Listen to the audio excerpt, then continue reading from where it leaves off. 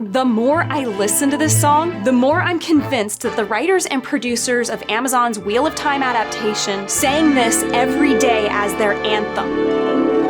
Every little piece, every little piece. Dragon, you're my wagon to destiny. You're the key, every little shred, moving me ahead. Every dream of mine will be fulfilled. What a dragon business we can build. It gets better and better every time I hear it. Every little piece, every little piece. We could make $1 million by slicing him, dicing him. Hoagie we could sell, every little shell. There's enough of him to go around. Money, money, money by the pound. Every little piece, every little piece. Hey, this is the Sword and the Pen Reflections. It is my casual alternative to that channel, and I am so excited that we are finally at the final episode of Amazon's Wheel of Time Atrocity. This is season 3, episode 8. I'm gonna do my best to compare the events of this episode to what happens in the books, because just like every other episode, similar things happen in the book, but it means something completely different because it's all wrong. So anyway, there's just no question this show could not have continued as an adaptation. You change too much stuff, it's gonna take too much jerry-rigging to put things back on track for the rest of the story to even be close to what was in the books. So yeah. And this show had too many other problems. I swear, this show has caused brain damage for me. I mean, I could get over it, just take a break from this and read some intelligent stuff for a while, or watch and analyze some intelligent stuff. But the thing is they've done so much that is illogical and doesn't follow in the show. Like characters that suddenly have relationships that there was no build up to and we're supposed to be all invested in it, or having things that break the magic system, or things that just don't make any logical sense.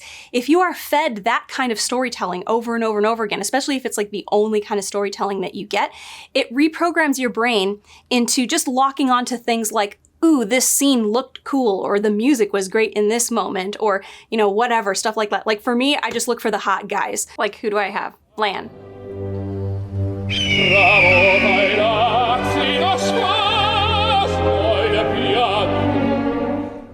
It sort of decommissions your ability to think logically, and you can build it up again, which I'm going to do after this, I hope.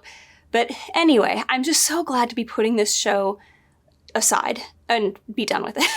I will be continuing with the books, so people who are wondering if I'm going to be reading the books, yes, I'm going to finish the whole series. I haven't come this far for no reason. I'm going to finish it. But reading has been super slow because it takes so long to edit these videos. Anyway, let's just get right into the analysis. But before we do, please like, subscribe, and comment, even if it's just with an emoji. It's totally free for you. For me, it might help me make some, well, it won't make any money on this video. Well, it might make my channel more popular and people see it and then they go, ooh, maybe I'll leave her a tip.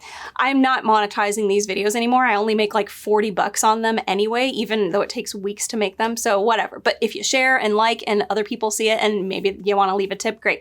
And the way to leave a tip is to check out my Patreon, Ko-fi, or hit the money heart thanks button down below. Like I said, you can leave me a tip even just for $1, or you can become a subscriber even for just $1 a month.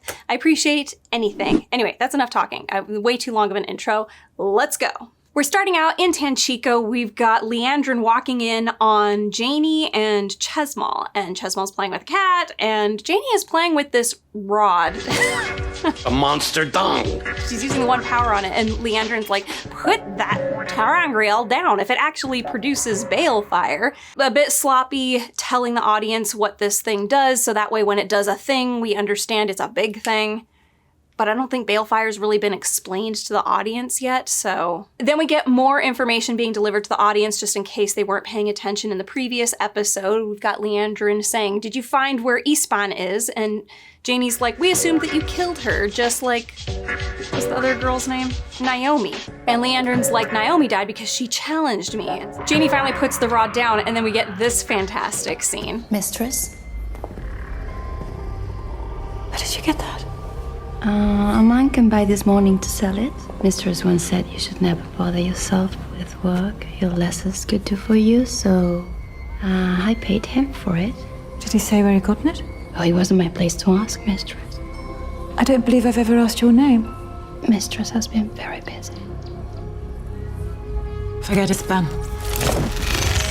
We're going to the Panarch's palace now.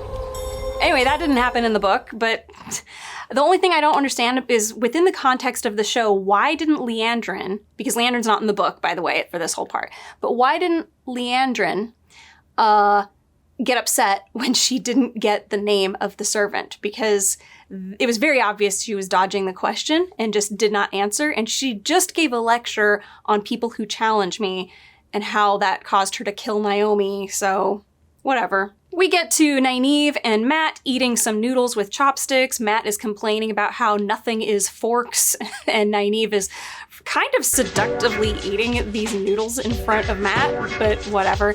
Anyway, they notice Leandrin go by with the two other Black Aja, and Nynaeve is like, oh my gosh, there's Leandrin, and she's got the bracelet. And so Matt says, this is weird, he says, let's go, Tanchico. What is that? But yeah, so Matt goes, you follow Leandrin and I'll go get the others. He's assigning the most dangerous task to Nynaeve. Doesn't exactly seem like a Matt thing from the books, but I guess it's a Matt thing from the show, so. I still don't understand why we haven't gotten a joke about Matt wearing the veil with all the beads, which the beads indicate your price.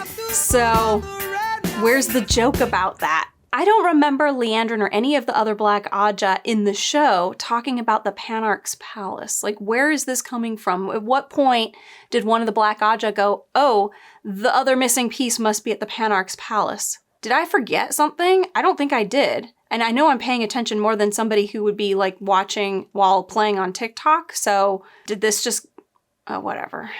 It might be the brain damage at this point. We get to the Panarch's palace, which, considering this is an island on the ocean, this seems like this could be problematic with the tides, unless this is high tide. But still, waves are a thing, and your door is whatever. Don't think. Stop! The Panarch Amathera has not invited you to enter.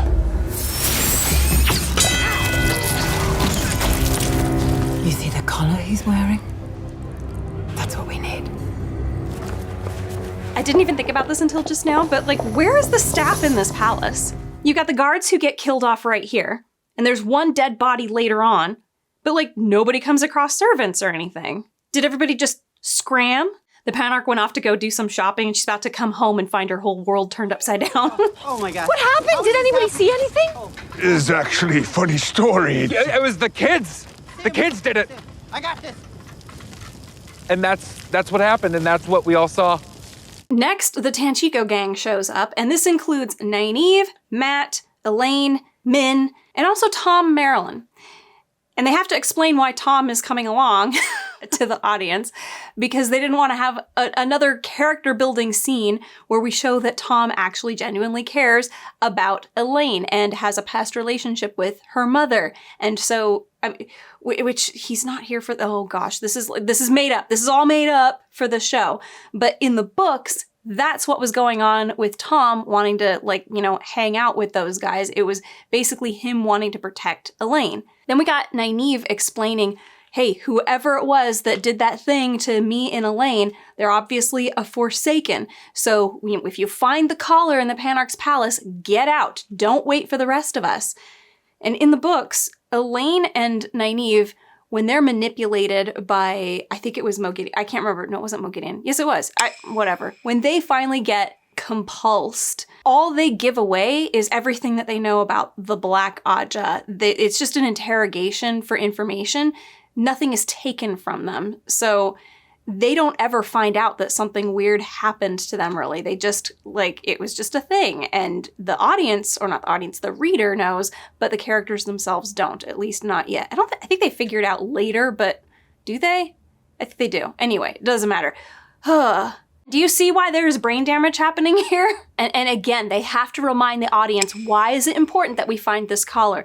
Because if the Forsaken find it and they use it to collar Rand, that would be disastrous. This is like the third or fourth time that they've done this. It's so weird. Why write a show that is so boring that you have to constantly remind your audience what it's about? If you're writing a show where you're afraid that your audience isn't going to be paying attention, so you have to keep reminding them over and over again of what the stakes are, you're doing something wrong with your storytelling to begin with. You're telling a boring story, or you're telling an interesting story in the most boring way possible. Because if it was interesting, they wouldn't be looking at their phone, they would be looking at the show. And if they watch the show and they go, wait, I missed something, they would be interested enough to go back and watch what it was that they weren't paying attention to. Which is, am I the only person in the world who does that at this point? Like if I'm watching something, especially, or even if I'm reading something, because it happens when I'm reading too, and I go, wait a minute, I don't remember this, I will go back and look for what did I miss. It's actually something that happens when I'm editing a lot. So if you're new to the channel, I'm a book editor. And one of the things that I'll do is if I'm reading something and I go, wait a minute, I don't remember this bit of information being dropped before, I will literally go back and search for where was that information dropped, because I don't usually miss stuff. And sometimes it happens that, the information was not dropped before and it was just plunked in here in such a clumsy way that it's like, oh, it's assumed that the reader knows about what's going on here, but they don't. And so I have to be like, all right, you need to either introduce this information in a different way, or it needs to be introduced earlier so that you get to this part and it feels more like, oh, I understand what you're talking about. But anyway, whatever. Okay, let's just keep going. I get sidetracked easily. It's easy. You know what? It is easy to get sidetracked when you're watching this show. So you do have to kind of remind the audience of what's going on and why. We see that Liandrin is looking around the Panarch's palace and Nynaeve is looking around the Panarch's palace. Like they're looking the way you should look, like silently just looking, going room to room. And then when we get to Elaine and Tom, There must be a faster way. Some method of reaching out with the one power to find the collar. It's a kind of metal, so delving, perhaps. What twerp's gonna get us killed? I've read that some channelers, they can delve into the earth and search for metal ore. Are you laughing at me? I wouldn't dare. I remember when you were little, you took apart every clock in the palace to see how they worked. Did I? How old? Barely high as my knee. We're nearly free. Queen was too proud to punish you. She always was. like, no caution whatsoever. They literally just explained there is a Forsaken in here somewhere, most likely, so we should be careful. And, you know, if you find the collar, get the hell out. Like, what if somebody in the next hall hears you? So what if somebody around the corner hears you? We get the only piece of clever writing in this entire thing, except for that it's not very clever, that Matt and Min go in, find this treasure trove, but they open and close these massive doors that make a lot of noise. Like, anyway, I'm just really annoyed by that. They're supposed to be sneaking. Anyway, Min is asking, like, what does this collar look like? And Matt goes, well, it's just like a collar, right? Nynaeve said that when it's not actually on a channeler, it's just a silver ring. And this is actually doing a decent job of explaining why Liandrin's group wouldn't know what the collar looks like if they were holding it, whereas this group would. Because Nynaeve knows what it looks like when it's not actually on a channeler, and Liandrin's group doesn't. So Liandrin's group is looking for what appears to be on the collared man. It's like this giant plate thing, whereas Nynaeve's group knows that it is just a silver ring. Then I don't really know what's going on here, but Liandrin at one point is walking around and she thinks she hears like whispering or something. And she looks down at, now she's got both of the bracelets on, because I forgot they had the one that they took from the White Tower, and then she's got the other one on. So she's got both of them on, and it's like, oh, they're leading me. They're like that stick thing that you use to detect water. Like, they're leading me to where the collar is. I don't know. I think that's what they're implying, which is, again, invention for the show. I don't know why they felt like they needed to do that. Just have her randomly come across the collar and not recognize what it is. Like, you don't need to be like, oh, she gets led there. Because then it's going to bring into question, like, well, if you have a bracelet and its matching collar is somewhere else in the world, but can you find the collar using the bracelet? And if that's the case, why did it take Liandrin's group so long to find the collar? I like moving slow. I like being weird and taking my time. We keep jumping around to these different characters, getting little tidbits of their conversation. And again, it's like, why are you still chatting? You're like just talking in a palace where you know that the Forsaken, like somebody among the, like one of the Forsaken is there. And you know that they were just there because you keep coming across dead bodies of people who were just slaughtered by Liandrin and the Black oh, whatever. But yeah, Min goes like, what are you gonna do with it once you find it? And Matt's like, I don't know, break it. And she's like, but isn't it made of the one power? Like, can it be not broken? And he's like, brilliant. Like, what a... When we jump to Nynaeve, she comes across, like, she's the only sneaking person, at least. But she comes across a dead body and it's got millipedes all over it for some reason. And this is somebody who would have been just freshly killed, like, weird. Over with Elaine and Tom, still chatting it up, of course. I'm sorry, I wish I could remember you better. When did you leave Cambridge? It would have been about 5. So you left just before Lord Gabriel arrived? Who? My mother's consort. It's been by her side almost as long as I can remember. I kept an eye on the court over the years. Trust me, I would know if this Gabriel was a consort. Hard to keep track, really. War gaze has always been up for.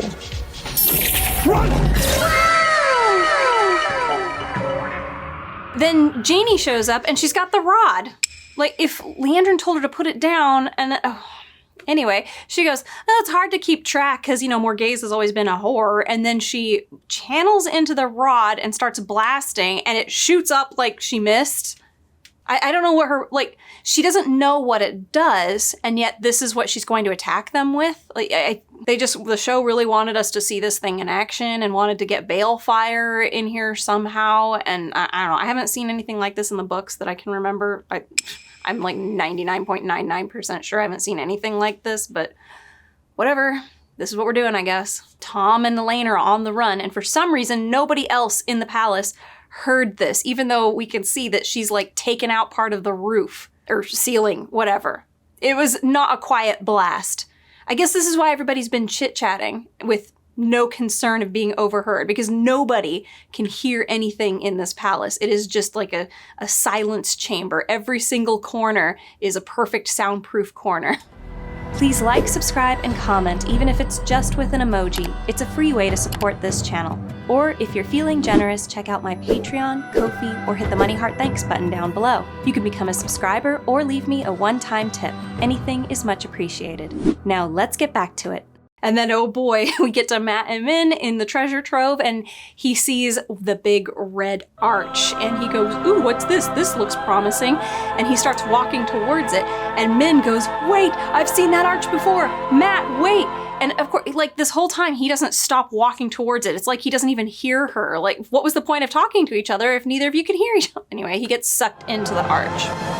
So in the books, Mat goes through these arches. The first one is in Tar Valon, and the second one is in Rhuideon. And it's in Rhuideon where he gets some wishes granted, basically. And the first, well, there's a few things going on, but one of the wishes is that the holes in his memory can get put back or fixed or whatever, and he gets a bunch of memories of people that aren't his, like, they're not his memories. And that's basically how he becomes this super general, like he becomes a master strategist of war. And he also wishes for a way to be sort of like immune to the power of the Aes Sedai or something like that, and he gets this amulet that basically makes it so that channeling doesn't work on him anymore. And in the previous arch, where he got you can ask 3 questions and they'll give you answers, he saw snake people. And in this arch, he sees something else. They're called fox people. And, well, the show's idea of what fox people are, I mean, I will admit that, like, they're supposed to be kind of creepy and weird looking. This is definitely more on the weird side than creepy side.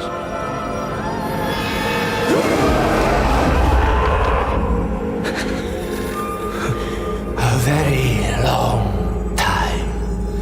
What the hell? I can appreciate the effort that was put into, like, let's just have a guy in a costume, but this is rough. This is so rough. Where am I? Nynaeve de Cassain Gemari Selvin. What is your need? I'm reminded a lot of that old BBC Narnia miniseries. The moment I laid eyes on that young fellow, I said to myself, treacherous. I am hunger. I am thirst. I don't know, it's like, I just feel like there has to have been a better way to have done this, to make it so that the guy looks creepy and disturbing and not just like, what the hell? I'm sorry, what the hell is this?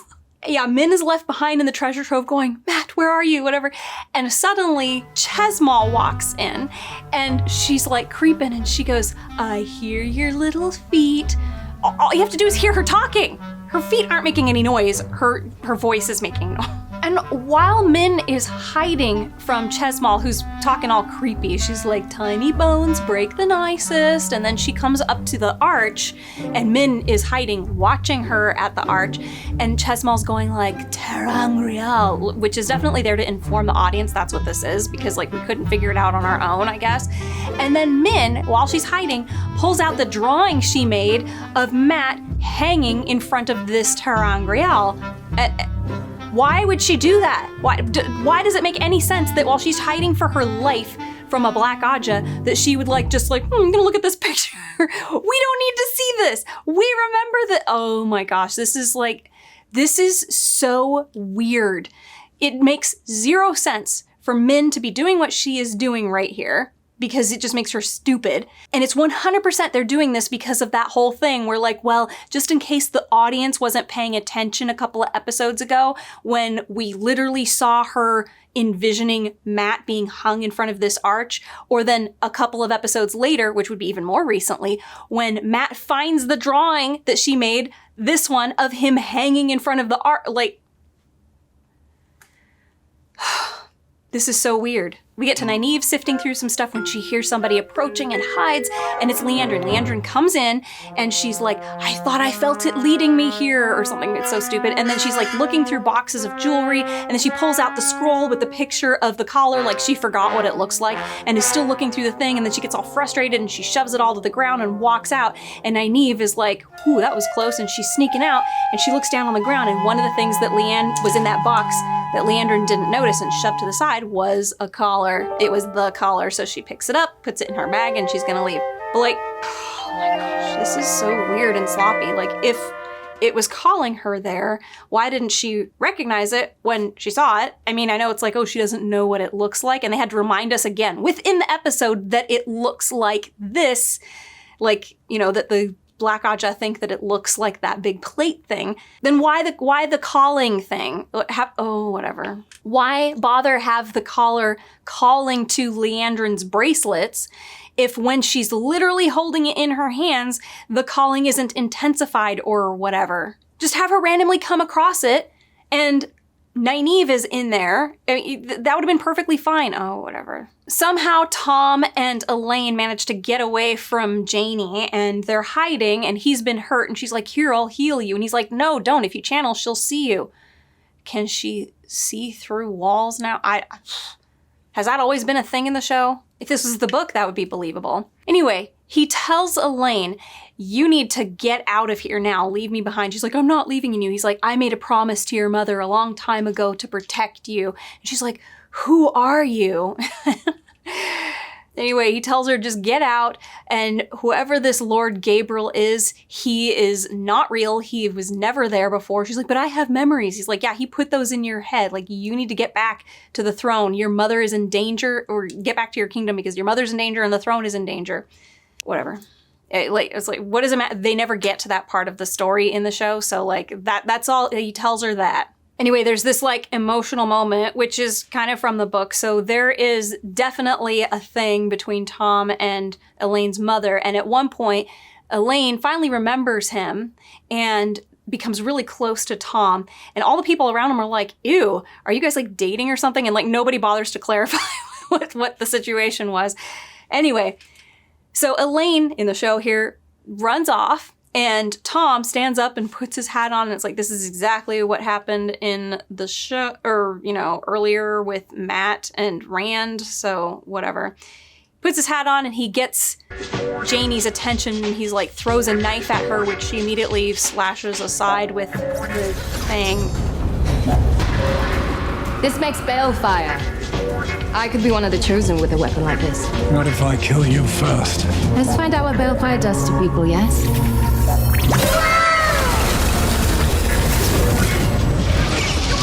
How could you miss? It was 3 feet in front of you! If you've shot it once, I mean, I don't know, like if you've ever shot a shotgun and you were never familiar with the kind of force and power that recoil has on a shotgun, it happens to you once, but you are ready the second time. Like that oh my gosh, it's just, But yeah, so She missed him, and then she's like looking at the stick and going, huh? No, Elaine! Let's.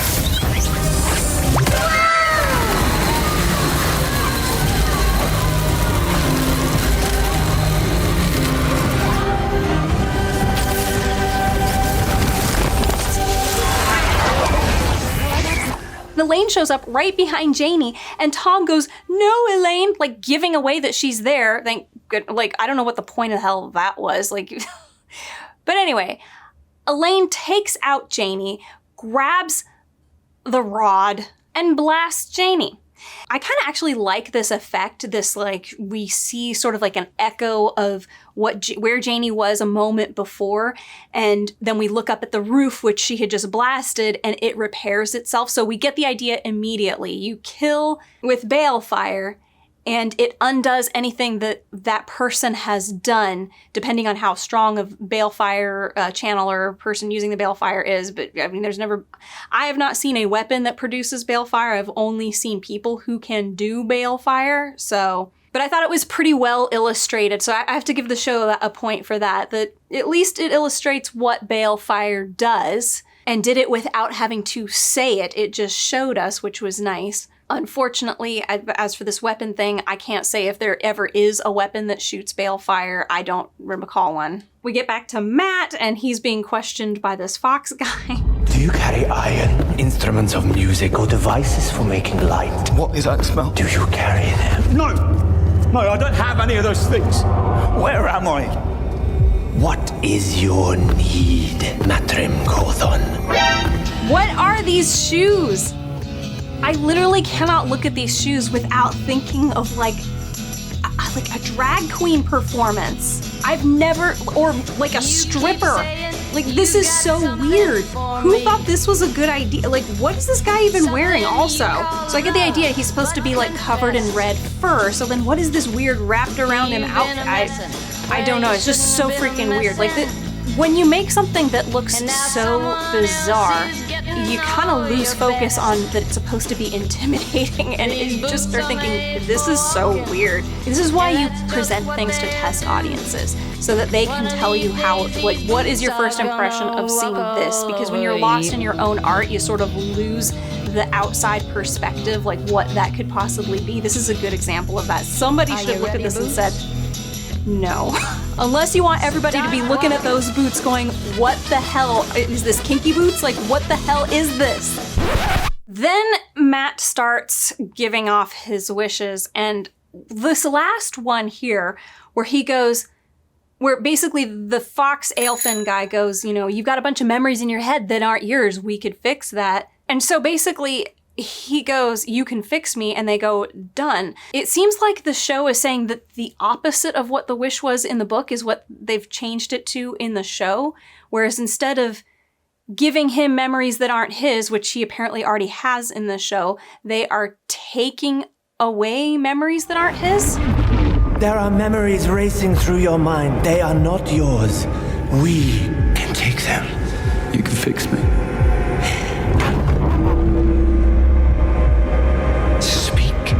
Your last need. What have you done? What have you just done? So what? Anyway, Matt recognizes the smell, and he says, oh, I recognize that smell. And then he describes the smell of death. And he's like specific about, you know, it was the same smell outside of the fox den. It was, you know, always full of dead things. He's talking about a fox den back in the Two Rivers. What? It would just smell like death. It would smell like decomposing bodies, dead bodies. Like fox-related dead things don't smell a whole lot different from like wolf-related dead things or bear-related dead things, or even just rat's nest found in my house, dead rats, dead things. That's how I am the most familiar with the smell of death, is through dead things in the house, dead rats. Not the house I live in now, thank goodness, but a house that I used to live in. My last need is I need to get the out of here now! Done. Wise to ask leave-taking, unwise to set no price, no terms. We will set the price. The price. what was asked will be given. The price will be paid. What price?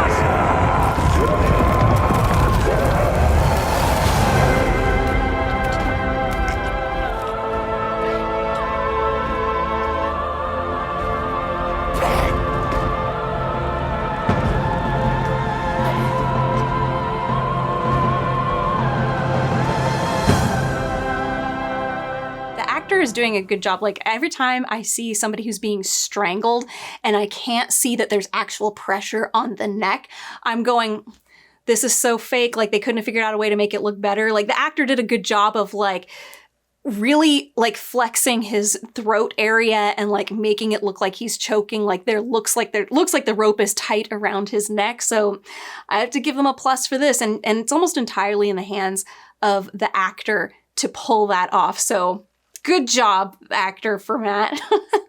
But then we see that Chesmal is just standing there looking up at Matt, who's hanging, and completely oblivious to the fact that she was just looking for somebody else in the room. And of course, Min comes right up behind her, clobbers her behind the head, and then, I don't know, pulls out a dagger and throws it, and it goes right through the rope that Matt is hanging from. And then he's down. Like, when did Min become like a dagger expert? Anyway, that was such a minor problem, but like, yeah, she cuts through the rope, sure.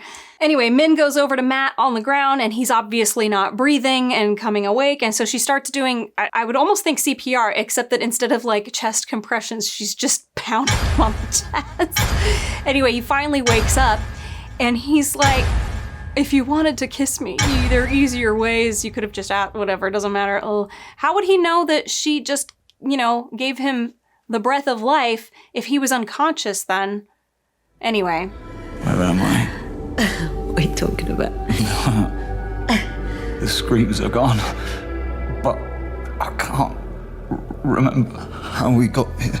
There are things I can't remember.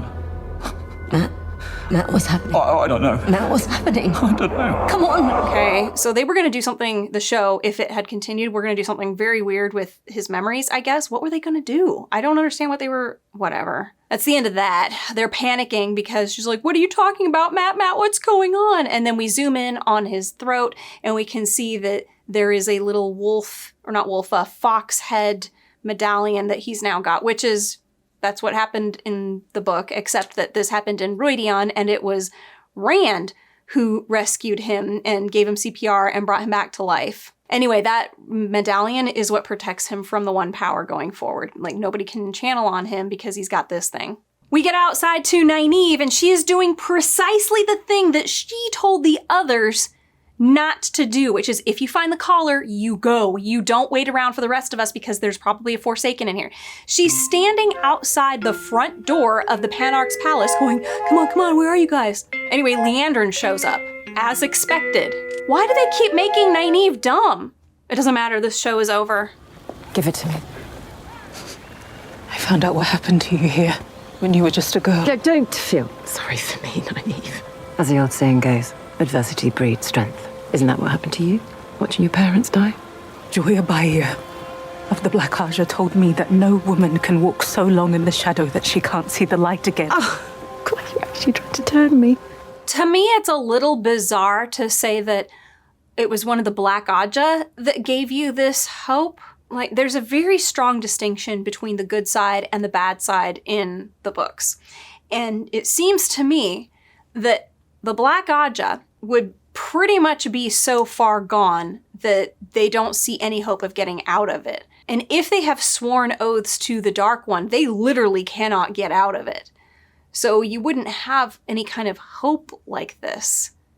And I think later on in this episode, or maybe it's before this, because I'm just watching the Tanchico stuff only, so I don't know what's going on over with the Rand group off in the desert, but at some point we find out that, yeah, basically, like, if you've sworn your oaths to the Dark One, you literally cannot break them. You are like his forever if you swear them. And that becomes important to Rand's story in the books, because he can sever that contract, essentially. But anyway, this is, don't think, just keep watching. Then Liandrin's own logic in this is kind of off. So she's like, adversity breeds strength, but then she talks about how the only regret that she has is that she didn't, that her husband or whatever didn't drown her baby boy on that first night. because he made her weak. And, Nynaeve is like, that's not true. But like, if adversity breeds strength, then having him and then having him ripped away from you would also have made you stronger. Just saying. This is something I would have pointed out in draft 1. I would have been like, unless you want her to seem illogical, which is fine. All of this is made up for the show. Look at me now.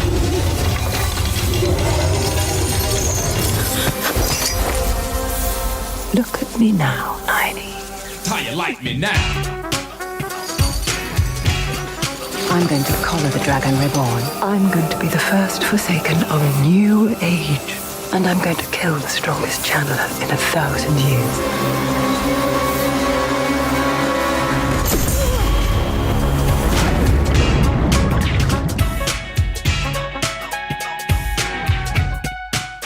How you like me now?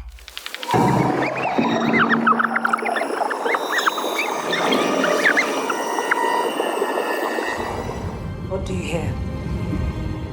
Are you scared? I know. But I need you to trust me. Do you trust Mummy? Close your eyes. I'm here. Everything's gonna be all right.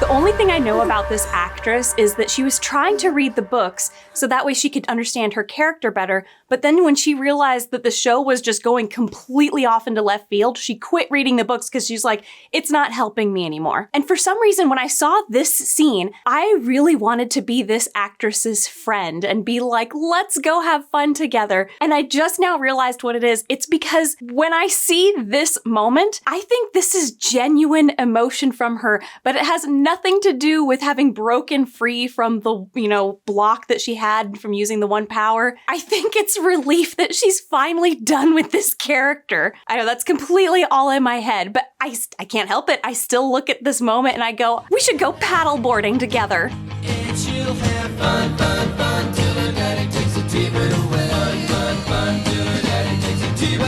This poor actress. She had the worst character. Now, I haven't reached the part in the books where Nynaeve finally gets through her block. I have been told it doesn't happen like this, but this isn't exactly the worst way to do it. It's just also not a great way to do it because her child was part of a vision where she really wasn't sure if this was ever real or if it was just a possibility of some life that she could have lived. So she's drawing on something that isn't real in order to get through a block that is very real. It's not the strongest thing in the world. I think if this was my fanfic, I would have had her hold on to something that is real. Since the lesson that's supposed to be learned here is that she needs to let go of control, I would have had her wanting Lan to come and save her and realizing I'm in a completely vulnerable position. I have to just hope that something will come and save me and believe that something will come and save me. But again, that's what I would do if it was my fanfic. If I was in charge of this project, I would have said whatever they did in the book, we should probably do that, unless it's something terrible, in which case then we can modify it a little bit to make it fit the idea that she has to let go. She's literally doing the opposite of what Rand told Moraine to do in the previous episodes, which is fight. Nynaeve needs to learn not to fight. And I just keep thinking, in what situation would Nynaeve not fight? Well, earlier in this season, we saw her getting attacked by that gray man, and then Lan came and saved her. She was gonna die if she didn't call for him. It just doesn't quite fit that, first of all, she's drawing on something imaginary, but second of all, she was the one who rescued the daughter out of that situation. She told the daughter, let mommy take care of you, and she was mommy. So in this situation, the one power is supposed to be kind of in the mommy role, the one that takes over, and she's supposed to be the one who just trusts that it'll get her out of there. So I don't know, it just doesn't quite work. It's not the worst thing ever, but it's definitely not the best thing ever. And as I have been told, it is not what happens in the book, which is the biggest problem of all, really. I don't know why we didn't have Nynaeve regularly thinking about her daughter or whatever in the show. This is all made up. But that would have been the best way to have shown that, like, this was a thing that tormented her and, like, oh, it maybe brought me down, and, you know, thinking about my daughter. And then she gets down here and she's like, you trust your mommy, I'm going to help you. And then she walks off with the baby.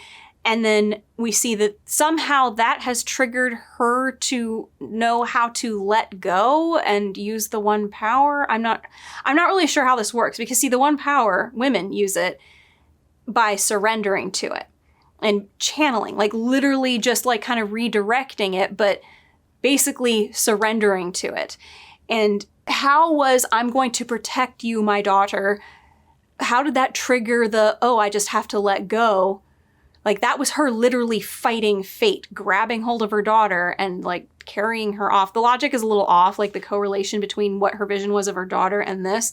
And that's, again, just the show. Now, I have not reached this moment in the books yet, but I'm told it's totally different, which of course would make sense because she didn't, like, that's not how this happened. But anyway, she becomes Moses and parts the channel or the water and escorts herself out of here. I'm sure that in the books, somehow, whatever it was that she thought of that made her realize I have to surrender to the one power, whatever it was, it probably matched more the fact that she has to surrender than what just happened here in the show. That's all I can say. That's literally all I can say about this. I feel so bad for this actress. In the show, they just made her into the dumb one. Her character in the show, I know a lot of people will say like, oh, Matt is the most destroyed or Rand is the most destroyed. Yes, they are destroyed too. But I think it's kind of been overlooked just how much they've destroyed Nynaeve as a character too. I actually feel sorry for this actress. I think she's cute. I think she's probably talented, but it's hard to tell because this writing is just so god-awful. We cut to some time later. Liandrin in the night has finally put some deep conditioner in her hair. She walks in to some room in the night and there's like this tarantula on, I don't know, some sort of a table or an altar, and all of a sudden she can hear Mogideon and she goes, Mogideon. And Mogideon's like, how did you know? And if I want to be one of the chosen, I need to know my competition. How did she find out it was Mogideon? Like, how? A lot of people don't even know the names of the Forsaken, like, whatever. Anyway, again, they don't show how these characters find this information out. They just suddenly know it because the writers know. What makes you think you can be one of us? You're the weakest one of them. So you can either be Bliss alone, or find new chosen, weaker than you, like me. I've been thinking what it would be like to go here for such a long time.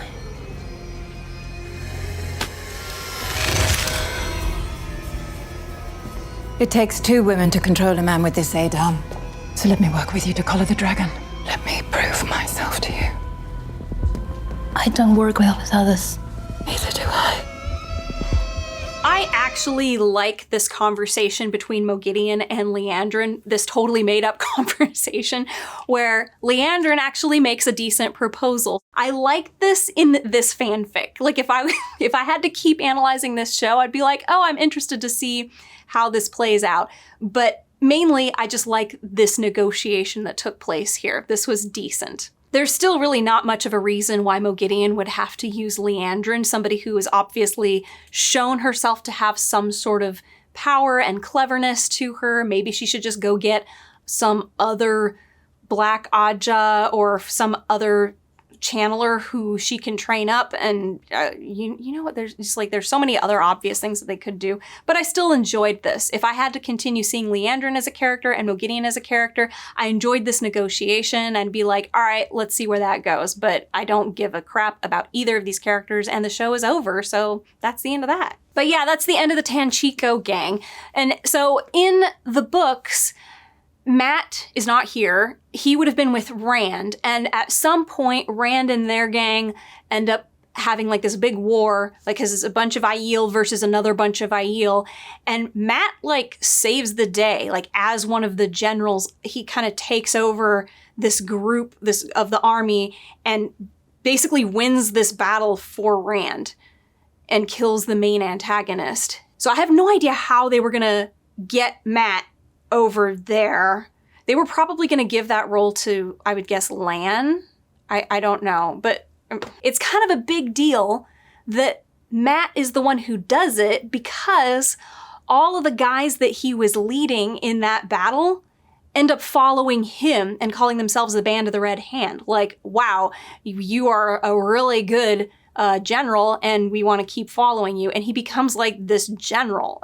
So how's that going to happen? They're going to have to somehow teleport Matt out to the desert or the far part of, I think they're out of the desert at that point, or like not, they're like more towards the normal part of the world, but whatever. Who gives a crap? Nobody, not me. Oh, I forgot. There is one final clip from the Tanchico folks. They're on a boat, obviously headed back to somewhere, and they can see in the sky ahead of them a big storm, which is implied to be the rain clouds that Rand has summoned during his little thing in, I forget where the hell he is, but I forget the name of the place, but it's the place where all the Aiel meet and he makes it rain.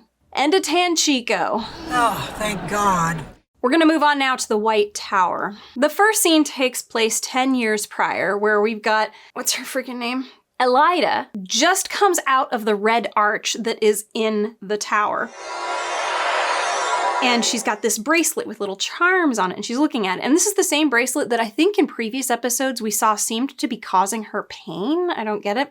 But anyway, one of the white Aja comes up to her and is like, you were an idiot for going through that arch so many times. Like, I said, I go through it and never come back out again. She's like, yeah, but here I am. And the white Aja goes, what did the Aelfin promise you? And here's the thing, is in the books, there were two arches. One in, it was Tyr? I can't remember where it was. It doesn't matter. There were two different arches, and behind each was something different. Behind one was the Aelfin, and they look like snake people, and they answer questions. They give you answers to questions. And in the other one, there's the Ealfin, and they look like foxes, and they grant wishes. But when she asked Elaida, what did the Aelfin promise you? So making the distinction between the Ealfin is what Matt finds in Tanchico in the show. Here, this is definitely the Aelfin, so the snake people instead. And they go, what did they promise you?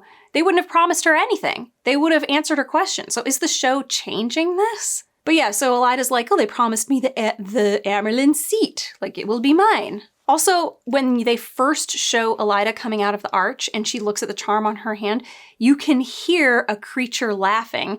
And then later on in the episode, it's the exact same laugh, audio clip, whatever, that the Ealfin fox weird guy was doing. So do they sound the same too? Ealfin versus Aelfin? Doesn't matter. What did the Aelfin promise you? The Amelin seat itself. You cannot trust them. Every gift the Finn give has a price. Oh, come. I'll be your in, sister. The hall is voting. I trust I still have your favor. I am the logical choice, after all. I like Elaida's dress. It's like kind of candy striper, but it's all in this like red, yellow palette. I like it. Look what I've been reduced to. We jump to the main chambers of the Amerlin seat, and everybody is gathered. There's going to be a vote. And this is where the show did something that really threw a lot of fans of the books, because there's a very, very clear distinction between men can only channel the one power of the male side of the one power, and women can only channel the women's side of the one power. And in the White Tower, Aes Sedai are only women. But then they have a very clearly trans woman playing Keeper of the Chronicles. So basically what Leanne's job is in the present.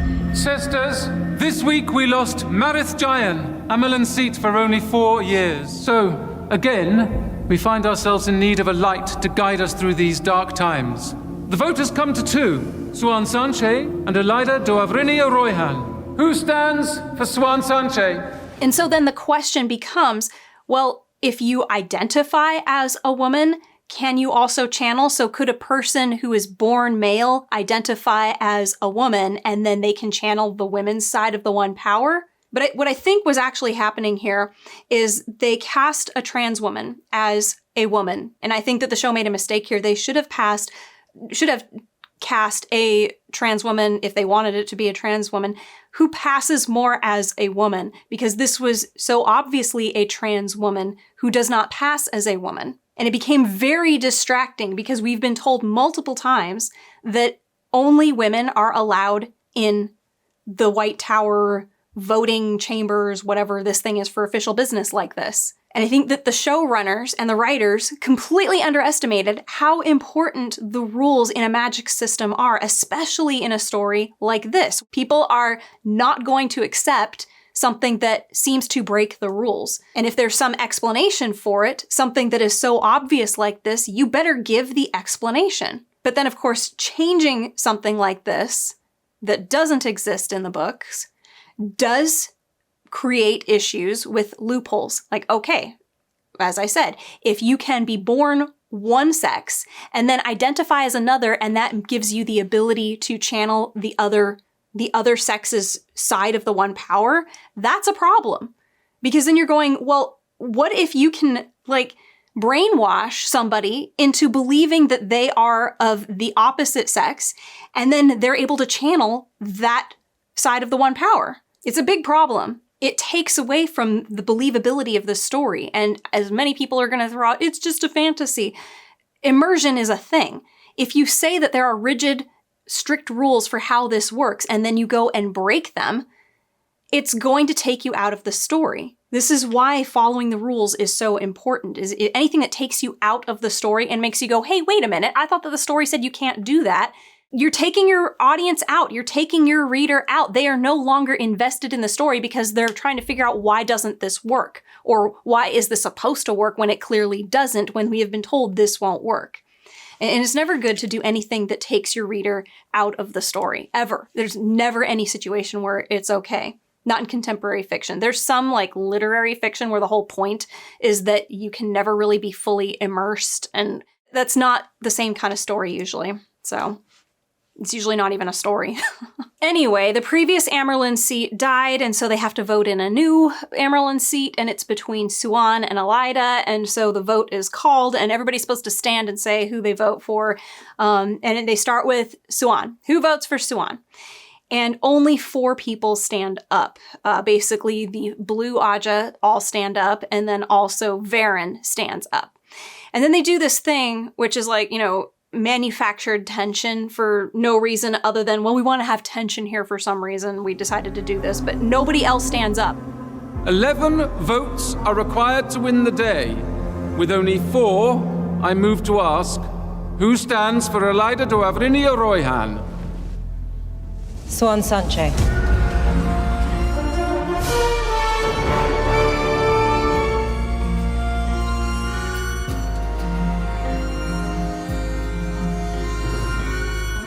Suan Sanche. Suan Sanche. Suan Sanche. Suan Sanche. Suan Sanche. Suan Sanche.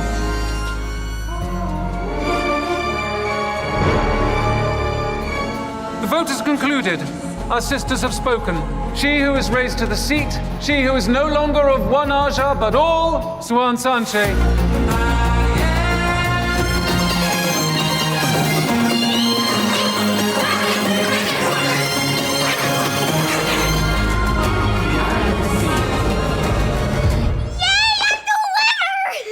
Like, why did they all hold out? They were waiting to see if this one white Aja would say Suan.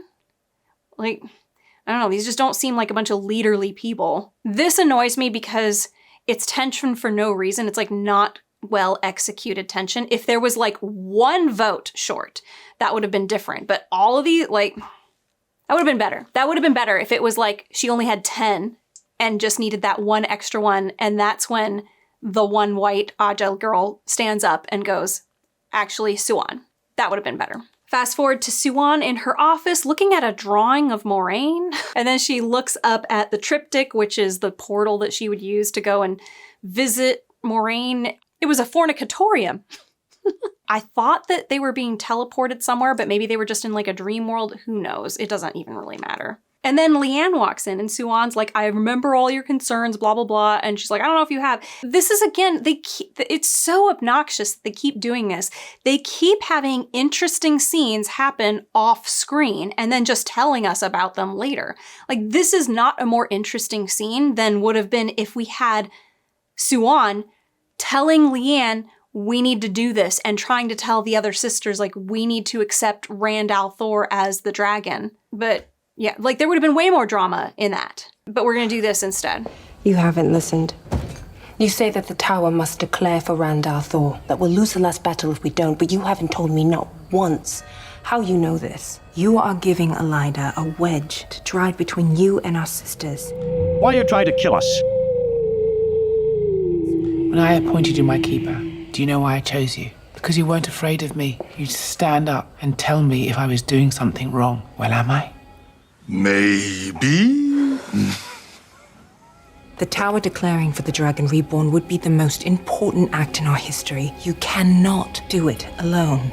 Put it to a vote. Make our sisters believe in this as you do. Make me believe in this. Please. Help me help you. Help me help you. I'll think on what you said. That means no.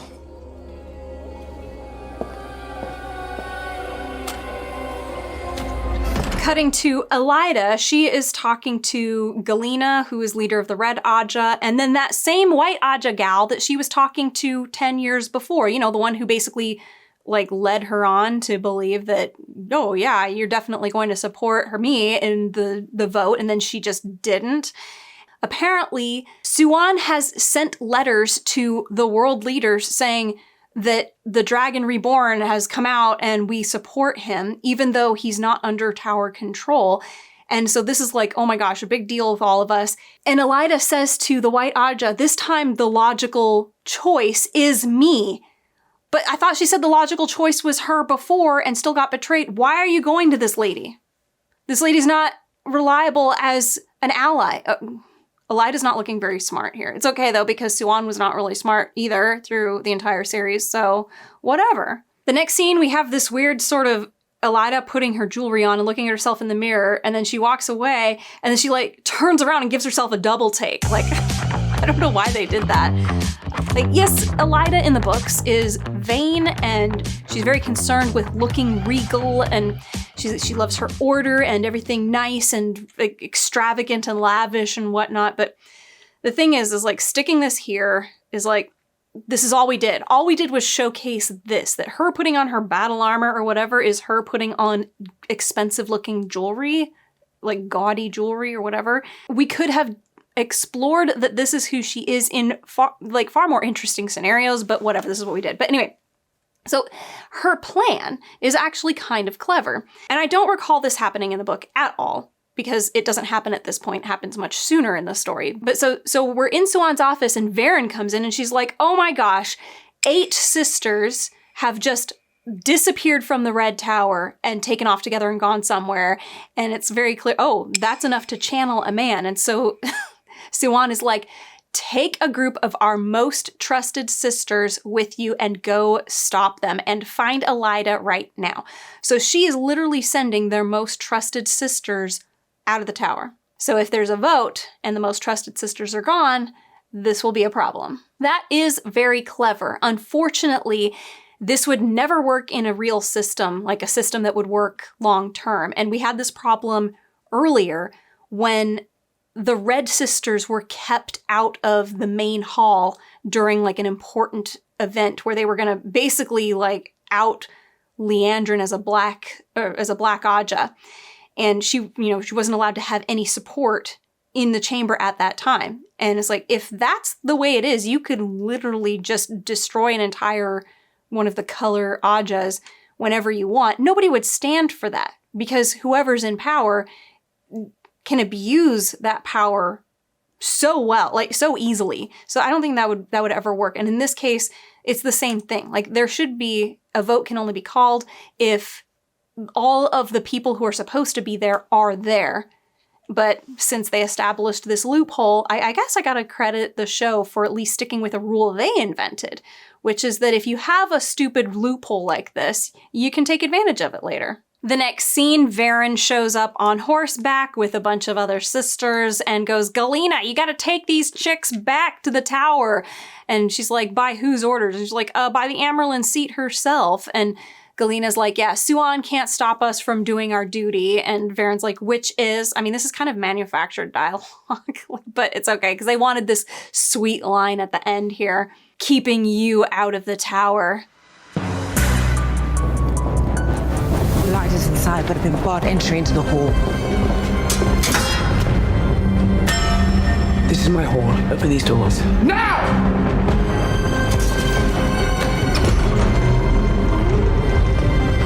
What in the light's name is going on?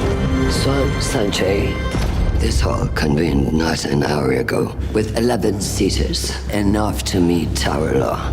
And by unanimous vote, as required, deposed you. You cannot. I can, and I have.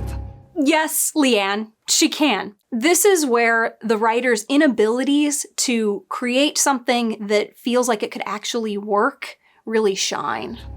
Furthermore, you have been accused of being a dark friend, working in concert with the Shadow to hide the dragon's existence from this tower and thwart our ability to control him. For these crimes, you will be stilled. Over my dead body.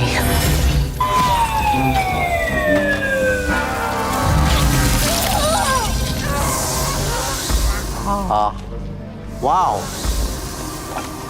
And so they all link together and start stilling her. And while they're at it, Elida starts skewering her with these air spears. The show really likes to do this.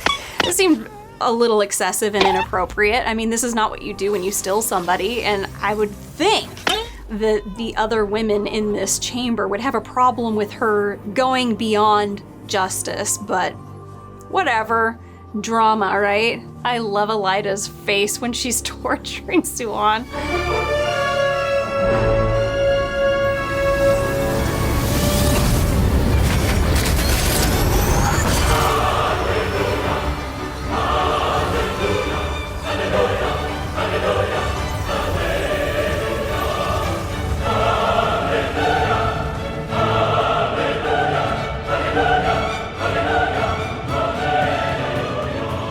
She stills Suan, who faints.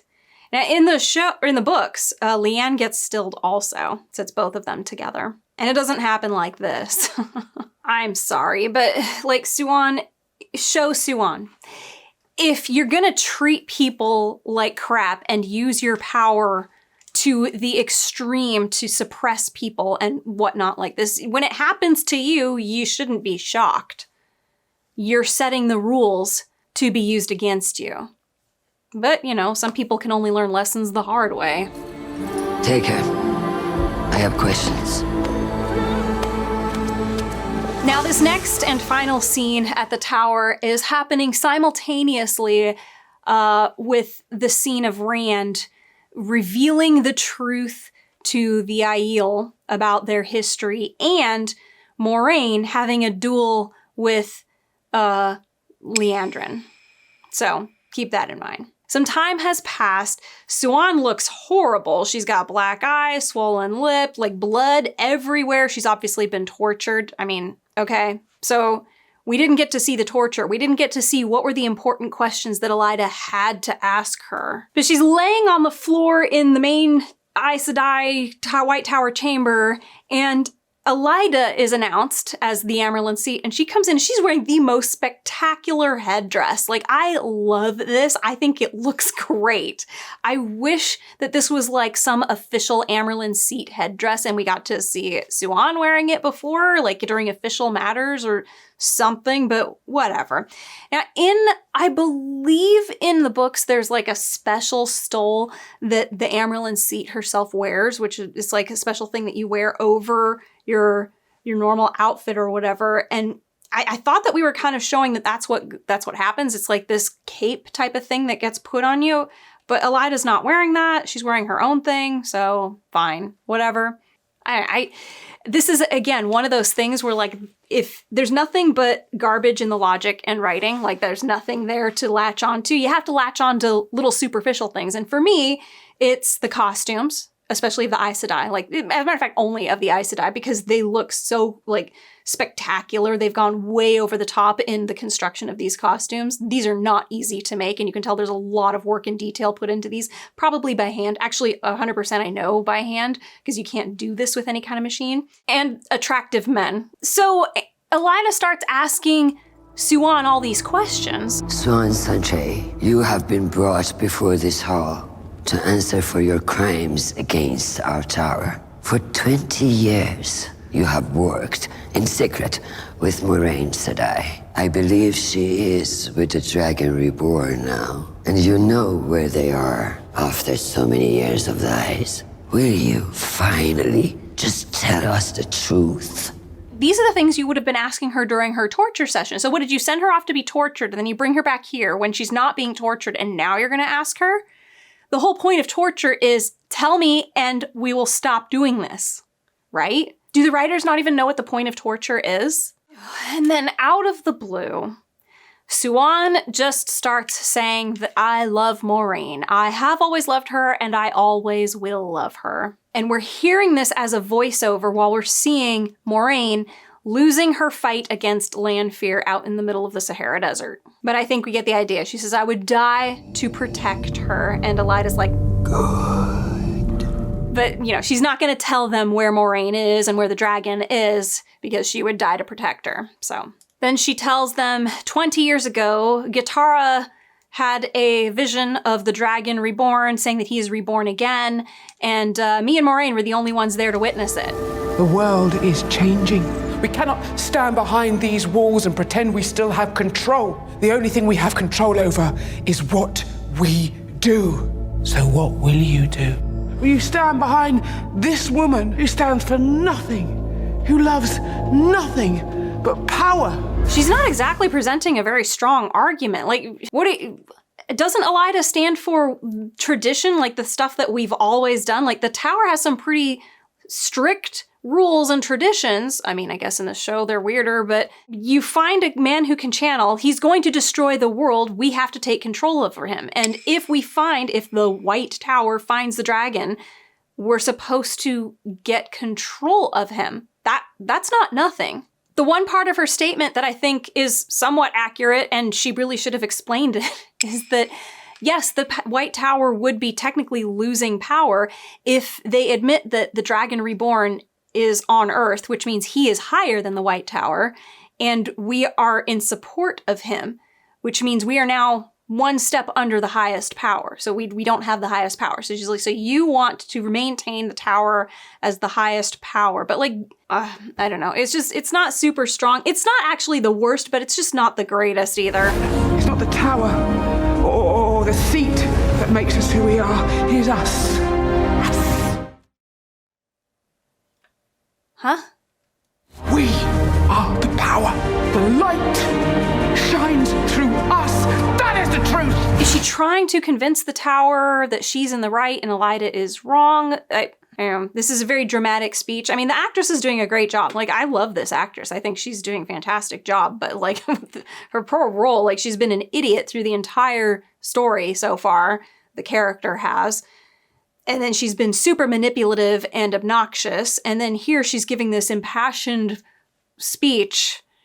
And it's like, what is the point of all of it? I am Aes Sedai, I have sworn on the oath that my sisters have sworn over 3,000 years. You mean the oath rod? Like the oath, what? An oath is a swear. Like a sworn oath isn't like something that you swear. It's a thing you swear. I've sworn on the oath that my sisters have sworn. Okay. You hear my words and know that they are true. If you stay here, you will burn with this tower that you claim to love. Is she saying that the tower should be dissolved now? Is that, or I guess she's referencing the tower under Elida's power? But I will never burn because I am Suan Sanche, daughter of the river, water itself. I thought she said that the dragon is the water. You are the water that turns the wheel itself or dashes it to pieces. Like that, I would have taken that line out if we were gonna keep this one. This is a better outline, like in keeping in line with the books, but I don't think she ever referred to herself as water itself. It's more like she referred to herself or insinuated that she saw herself as a fisherwoman, basically, like a fisherman. I don't know why you would think you're water itself if you think you're a fisherman. And I defy you! I defy you, Elida! I mean, the actress is giving an A+ performance here. It's just one of those things where it's like, it's too bad that it's like you can only take the one moment and say this was good. Like her performance of this speech is good. Everything before it was trash. I'm not saying her performance. I'm saying like everything else that she had to do as a character did not lead up to this.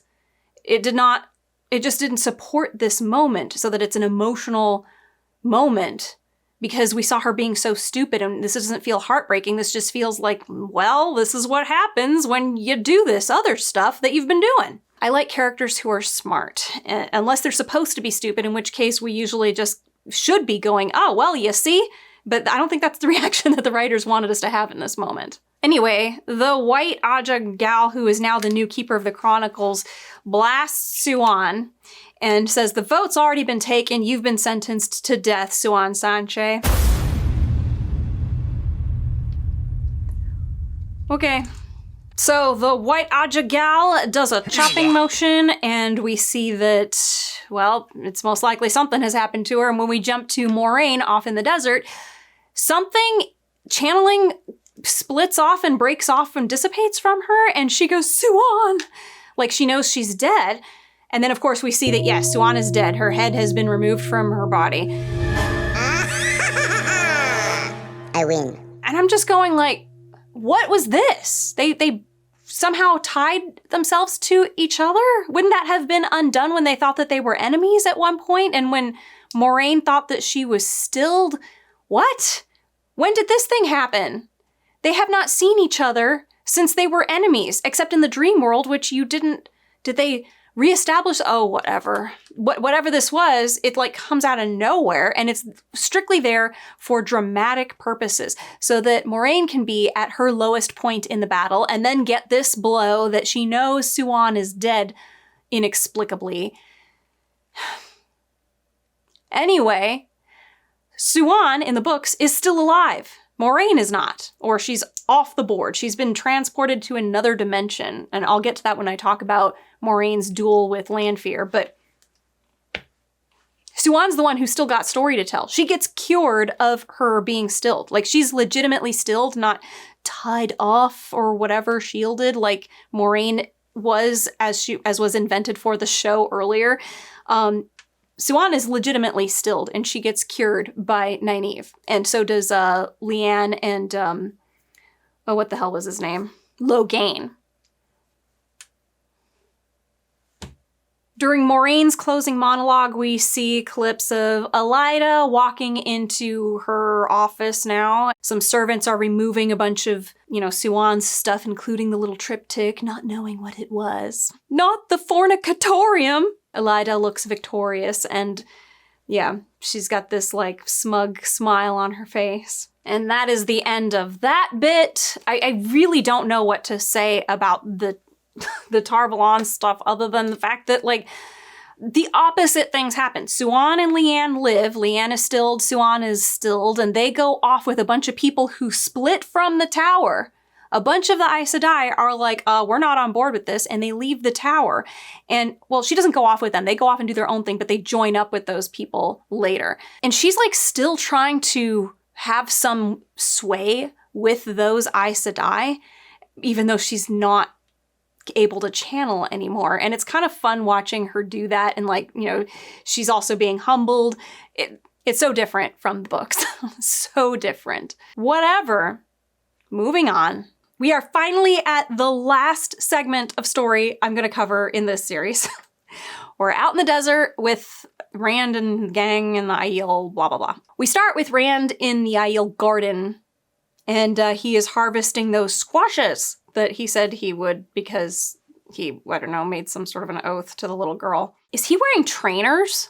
What are these shoes? It is just a little hard to see on my phone, but yeah, these look like boots or trainers. Anyway, Elaine shows up. Rand is all, I owe her toe. I said I would harvest her garden. And Elaine clearly just upset over the fact that she was being cheated on. And anyway, she's like, the wise ones want you. Fine. I don't care. I don't care about the relationship, so I don't care that this is awkward. It's just awkward for awkward's sake. Moving on. We cut to Samael in a cave, and Moraine walks in and she goes, clever trick tying off a shield. And he goes, you stupid. You think you can hold one of the chosen? And she goes, I do, and I am. And he's obviously trying to break out of this shield that she has tied. There you go. So again, informing the audience of what the situation is. The most shocking thing when I first saw this was, oh my gosh, Samael's alive. Because so in the book, and it's not Samael, it's a different Forsaken, and it doesn't happen this way. Rand does capture one of the chosen ones, or one of the Forsaken, and Lanfear shields him and makes it so that the shield will gradually come off of him so he can channel just a little bit. And it's so that Rand can learn how to channel, because he needs a male channeler to teach him how to channel. He can't just be told how to do it and then know how to do it, which is what's happened up until now. He has literally just been told, you channel like this, and he does it. I don't know what the show was planning to do with Rand and how he learns how to channel. I mean, he seems to be doing just fine without, but I thought that they were going to keep Samael alive and have him be the one who teaches Rand how to channel, but they're not. They're not going to do that, I guess, because he dies at the end of this. Crowns, sous, we'll have bank full of francs, quids, bucks, in truckloads, cash. So Rand is going to learn all on his own, just like how he learned how to use the sword by being told by this old, senile, crazy person in a psych ward who showed him some moves. I read you were one of the greatest generals in the Age of Legends. I was a visionary, a pioneer. In my time, there were no armies, hadn't been for centuries. I discovered the art of war again. It's a little bit of an odd thing to say. I mean, this is interesting stuff, but, like, what? How did you get that scar? Lose their Telamon. Would no one heal it for you? I don't want it healed. I want him to see it when I kill him. You're not gonna kill him. He's already dead. Did he not get the memo? I know that they think, you know, oh, Rand is the reincarnation of Lews Therin, so, like, he must be the same person, but, like, one of the first things that everybody notices is that he's not really like Lews Therin. Like, he's basically a different person, so I don't know. I don't care. You're gonna teach him. Because if you don't, I will bury you here. To rot for another 1,000 years. And by the time songs are written about the last battle, no one will remember who you are. I don't know exactly what's going on with Moraine. When she started pulling her hair back, I swear, I thought she was gonna do that thing like in Rush Hour 2 when Zhang Zi puts her hair up with her little dagger, but she doesn't. She just throws it behind her shoulders and then it falls in front of them again. Okay. It's a stupid, petty thing for me to be upset about, but I was like, oh, she's gonna put her hair up all cool. And then she didn't. And it fell in exactly the same way that it was a moment ago. I'm so annoyed. I'm so easily annoyed, is what it is.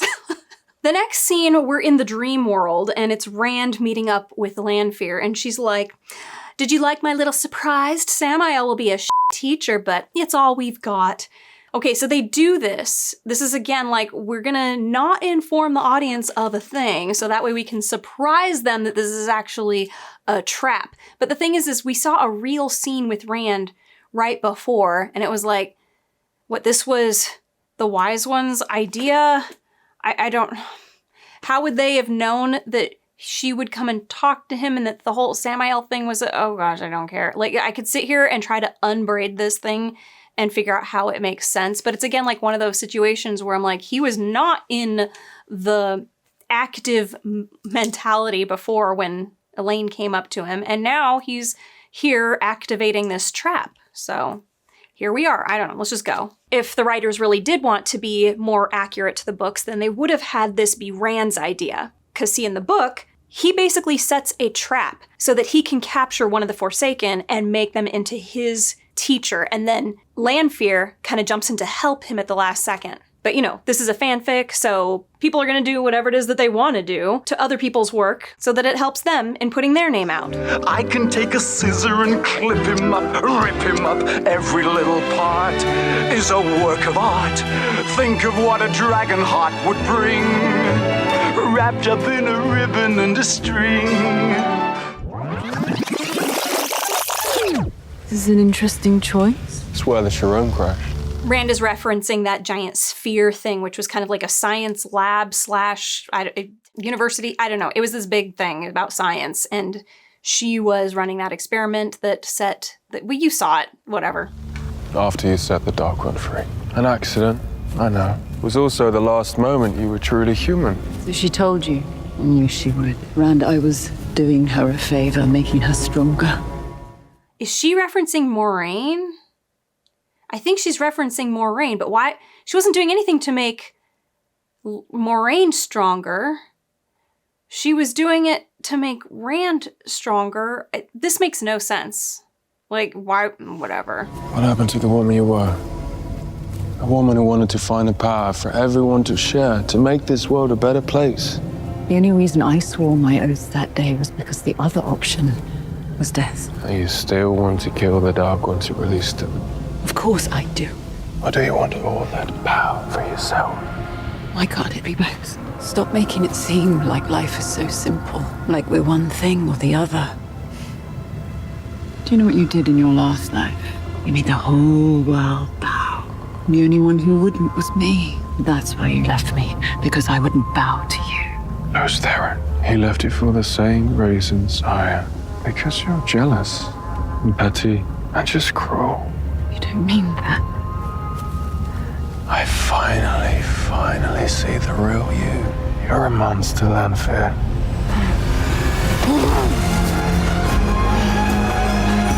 Look, as we all know, everything is about emotion with women.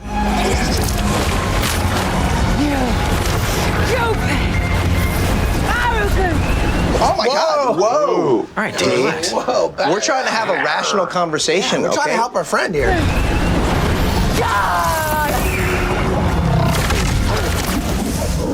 I mean, I don't really have anything to say about this conversation. A lot of this is all made up, so there's nothing to compare to. It's decent, I suppose, except that she's already said that she's a monster.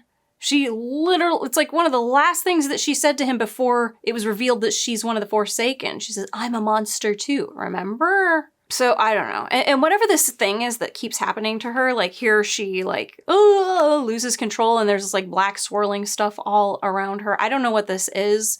I don't understand what it is. I don't understand what it's referencing. Whatever. Yeah, by this point in the book, which is, well, she's still there. She's around. She keeps doing stuff. She keeps trying to like, I'm going to help you, Rand. And he keeps on rejecting her and pushing her away. He never accepts her help or like, you know, brings her into the fold with the exception of, what is his name? Osmodian? I don't know who it is. It's one of the Forsaken that she traps and gives to him, but it's more like his idea and she just kind of does this extra thing for him. I don't know. It's not like he is accepting a gift from her so much as he's like, do this thing, and she does it, and he's like, thanks, bye. But whatever. Apparently this was some big trap idea. I don't know what their plan was to confront her. Were they going to try and capture her? It's not clear, because when things start getting weird, Elaine shows up and pushes Lanfear out of the dream. What was the point of that? Oh, this is what I forgot about. This is another episode that I like completely memory hold and had to like dig out for this. Anyway, that's so gross. They think that she's gonna come for Rand now in the real world, so he jumps out, and Avienda and the Wise Ones and Moraine with her Sakarnan and Lan with his sword for some reason. Everybody's ready to go. They're all armed to the teeth with the one power and Lan with his sword, waiting for Lanfear to show up. And she doesn't show up. Where is she? She's waiting. She's not that patient.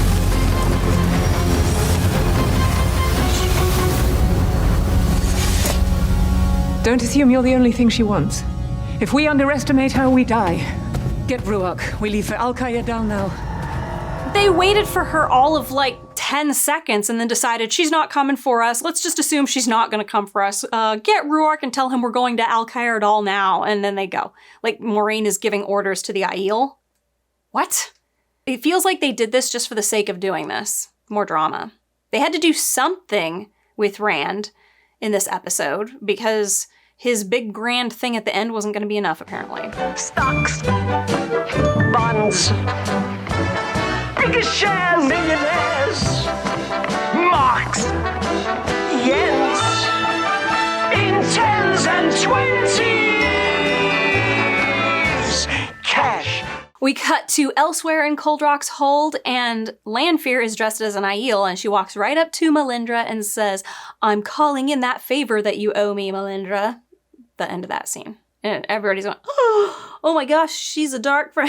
So like in the book, it's actually Matt who's dating, well not dating, he's banging an Aiel girl who turns out to be a Darkfriend, that when he tries to leave, she tries to kill him.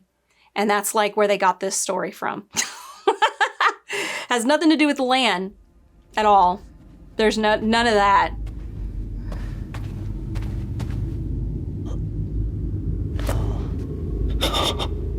Long time no see, somewhere. She tied up a shield on you. I could remove it. What do you want, McKiddin? Get me out of here and we can work together. Take down the others, one by one. What I want is to figure out how to kill another of the Chosen.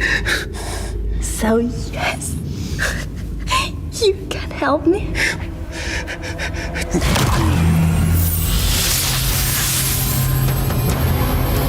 Show it, And then she starts torturing him, and, well, we see that later she turns him into a bloody lattice work, so. Then we cut to Rourke and Rand and his gang and, a bunch of the Aiel on their way to Al-Qaeda. They're almost there. And it's like, you guys, you left Samael back with the Aiel in Cold Rock's hold. They left him there. They didn't think it would be, I don't know, I guess, what are you going to do? How are you going to keep hold of him? Like, but it just seems like it's such a stupid thing to do. But then Rourke starts saying, traveling to Al-Qaeda without all the chiefs is not the Aiel way. What do you mean without all the chiefs? Aren't you one of the chiefs? And did they not summon all the other ones? Like, what? I'm confused what he means by this. They're like, the audience is being informed of something by the writers, but I'm not even sure what it is they're trying to inform us of. They're not bringing all of the chiefs from his group of Aiel or all the Aiel. What? So Rourke says that he's going to go ahead and stand for Rand as the Kara Karn, but he's like, but I don't know if, everybody's going to believe you, whatever. And then Rand is like, well, if these won't prove it, and he's referring to the dragon tattoos that have appeared on his arms, which I like. I know they don't exactly seem like the same ones in the book, but I don't care. I think these look neat. It looks like they couldn't have been put on like normal tattoos. Looks like something miraculous would have had to happen to make this happen on your arms. The chiefs and wise ones know what I saw in Iridian. They saw it too. The people cannot face that truth, that we followed the way of the leaf. There's nothing more dishonorable to the Aiel than being an oathbreaker. You cannot tell them. And he's saying this loud enough that, like, I swear, people should be overhearing what he's saying. Like, why is this happening? Oh, nobody here knows how to stage whisper. Or I guess the implication is that this is a stage whisper. That, you know, oh, they're talking, but nobody can overhear them. Then this conversation happens between Aviendha and Egwene, and it is bonkers. What happens if the clans don't accept him as your Karakan? They must. There's no choice in what has already been seen. It is the Aiel's duty to follow him, but you are not Aiel, Egwene. He has lain with a shadow sword and promises a future of destruction and madness. Yours is a future you can choose. Is he worthy of your strength? What the is this? That dragon doesn't belong to anybody. He's fair game and he's gonna be ours. We'll bind him up, grind him up, lop him up, chop him up. She's basically saying the Messiah, the one who is going to reforge the world, he's not worthy of your strength. Like, this is not the mentality any Aiel would have, not even Aviendha. Like, she might disagree with what her own role is in his life, but that's not the same as her disagreeing with what, I mean, first of all, he didn't do this to, oh my gosh, why am I am getting brain damage from this story, like trying to figure out what the hell the writers are trying to say here. Makes no sense. Every item is covered with gold. Every item is covered with gold. And we got more creating false tension here. We've got Lan going, is this what you saw in the wastes? And she's like, yes. Is this where, yeah, land fear kills me here? And she's like, yeah, but sometimes, like, again, not helpful at all. Basically, anything could happen. So anything might happen, just so you know. Oh no! Like, why that does not create tension. And it's so stupid. Oh gosh. And then she repeats what Lan said. Well, it could be today, it could be tomorrow, it could be a year from now. We don't know. And she's like, yeah, but I think it's today. I think it's today. Maybe. That's what she said.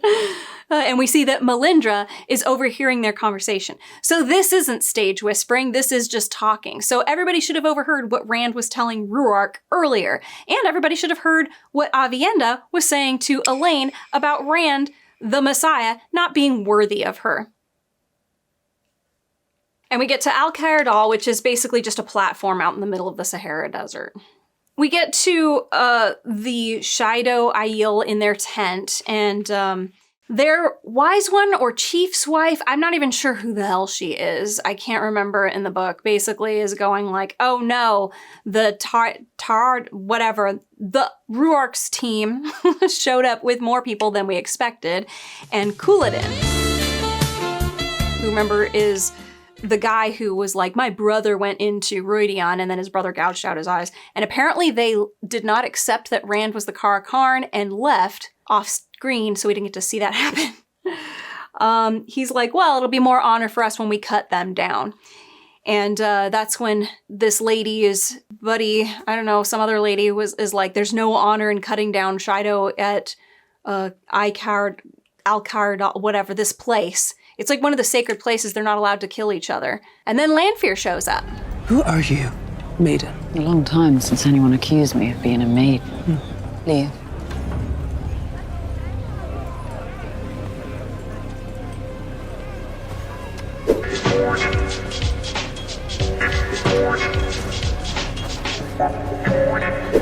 Oh my.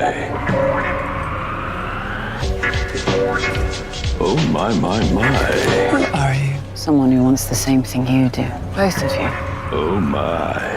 To make sure that Randall Thor is never declared Karakar.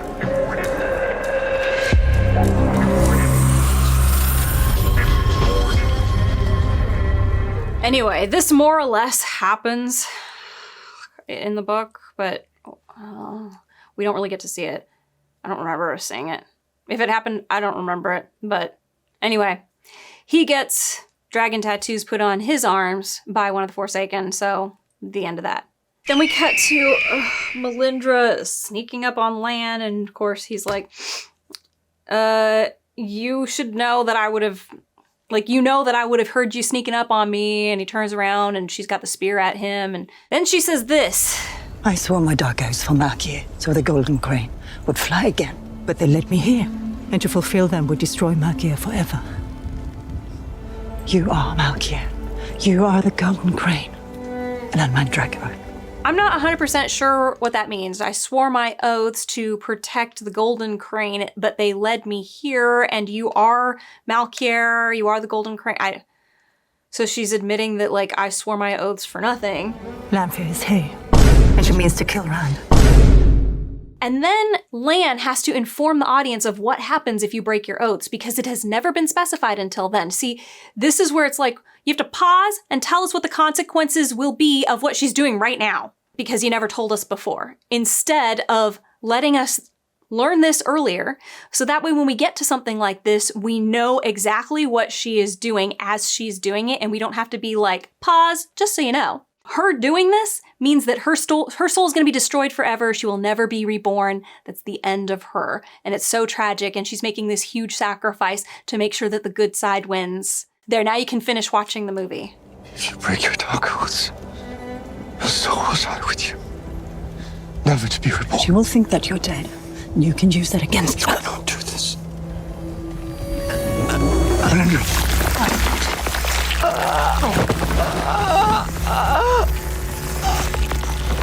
This is why you workshop an entire season before it's filmed. You get to look at the entire script and decide what you're gonna do when, so that it has the most impact when it happens without you having to spoon feed the audience seconds before the thing is not even seconds before, as the thing is happening. After it has happened, she just informed him Lanfear's coming, and then he goes, oh no, you've broken your oaths. This is what's going to happen to you now. And the audience is going, oh no. Also, they did not give enough development to this relationship for it to mean anything to anybody. This is completely like wasted time. I do not care about this. If they just wanted Lan to have something to do, I mean, what would be wrong with just going like, you know what, Mr. Lan actor, you don't have as much to do during this season, so we're just not going to film you. We're going to have stand-ins for you and not show your face whenever possible. But then we are going to film a little bit of you, so that way we can, you know, put inserts in. So really, we're tricking the audience into believing you are here with Moraine.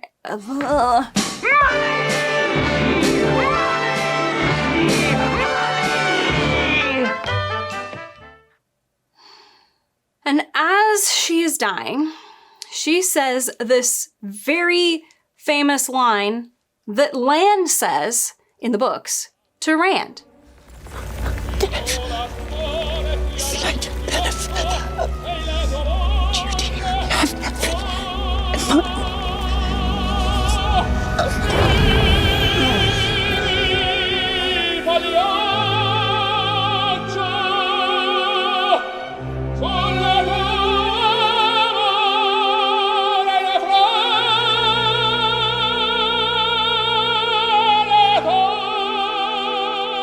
I literally do not care that she is. I don't have anything to say about that. I think that the fact that they've given this great line to somebody who isn't Lan, it's just like you're taking away stuff that's cool from the book for specific characters and giving it to random made up people. It's not the quote itself that is the only cool thing. It's also like, this is Lan's philosophy of life, and it's something he passes on to Rand, which is probably important later on in Rand's story. Every little piece, every little crease.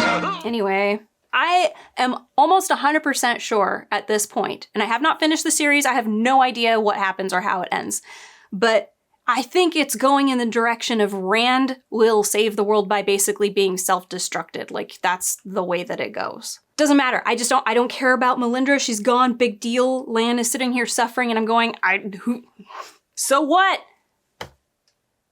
There was not enough of you two building any kind of rapport, relationship, us feeling anything for her other than we were told she's from the same place Lan is from, and then she dies. We didn't even have much time with Lan talking about how much he like really misses home, and like even in this season, like when you do it in season 1, then never bring it up again, and then it happens here, it's like, oh, I forgot that he had any feelings about his homeland. Whatever. Do not care. Moving on. We get Rand looking out on the horizon, and there's clouds, like big, fluffy, heavy looking, full of rain probably clouds.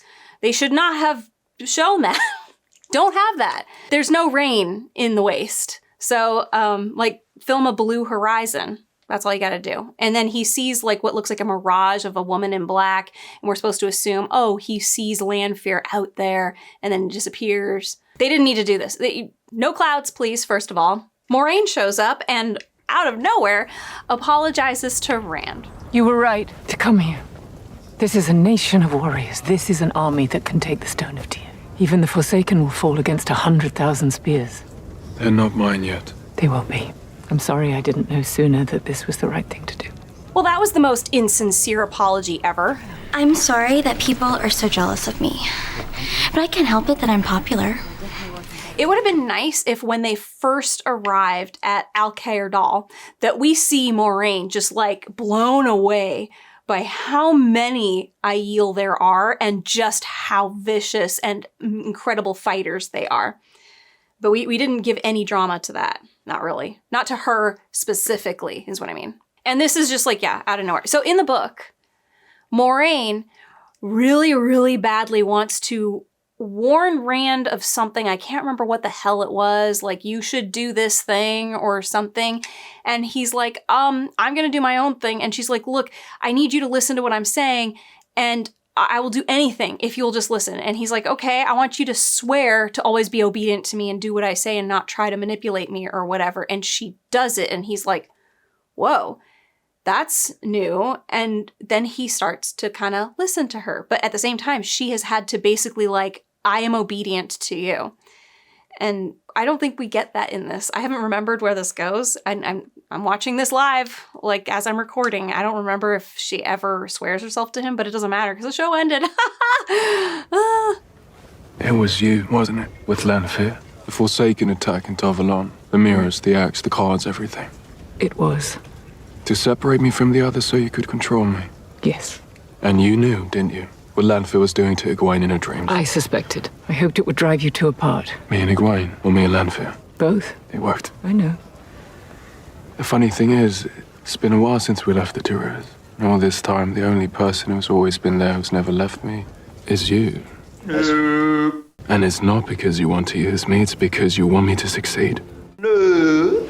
The only thing that matters to you is that I win the last battle. Oh, don't confuse yourself, Rand. I've been the knife at your throat since this began. I have been ready to kill you if you chose the dark or if you lost your mind. I don't want you to get to the last battle unless I know you can win it for the light. Exactly. You want what I want. You're the only one who does. Absolutely no. Thank you. I'm here because of you. I see that now.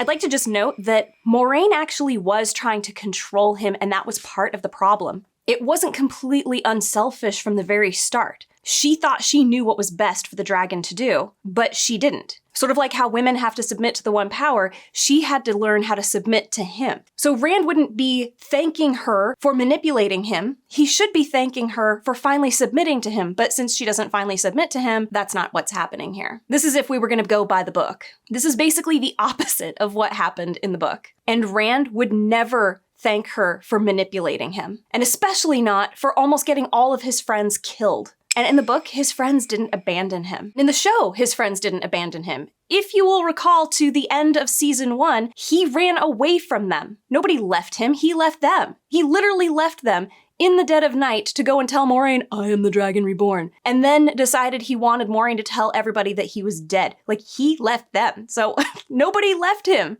What is happening here? I'll bind him up, grind him up, lop him up, chop him up. Can't you hear that jingle jangle sound? Oh yeah! It's money, money, money by the pound. This is so not Rand from the books at all. It is literally taking every reaction Rand in the books would have had from this revelation, which this thing did not happen in the books, and doing the opposite. Rand is the force leading the way, and Moraine has no choice but to follow. He never at any point looks at Moraine and goes, you're the reason I'm here. I won't be here forever. I know, and I won't either, but I want you to stand on my side until then. No. Today you bring the Aiel under your control. Alone. No Aes Sedai strings at your back. What will you do? I'm going to protect you from Lanfear or die trying. Just that? I am great. Good luck, Randolphor. You too. The writers wanted to do their own thing, and in the end, they butcher Rand, the dragon, prop up Moraine, and you know why they're doing this scene? They are doing this scene to make the audience believe Moraine is going to die, and for the readers of the books who know what is supposed to happen, they're going, this isn't Rand. Like, she doesn't die, so it's all fake, and then the readers are going, what are you doing? What is this? They have completely neutered who Rand is. Every little piece, every little crease, all lead me to the dragon. I'll buy him up, tie him up, drag him from the cave, show him that I'm brave. It's really upsetting that anybody tried to defend this as an adaptation. It is a fanfic. It is a fanfic. Like, it's actually not even that upsetting. It's really not upsetting at all. It's kind of hilarious. Like, anybody who thought this is, oh yeah, this is the book. This is totally honoring the books. Anyway, so she's like, no, you go and do your thing with the Aiel, and I'm gonna defend you from Lanfear. Like, I guess I was gonna say, like, she can control where Lanfear appears. Rand just saw Lanfear out on the outskirts. And then I think I remember that she makes like a dome to protect her. I don't know. Whatever. Let's keep going. We cut to Lanfear and Ravine discovering that Samael has become a work of art, I suppose. It's a dead body, Pat. Yeah, but is it art, Eddie?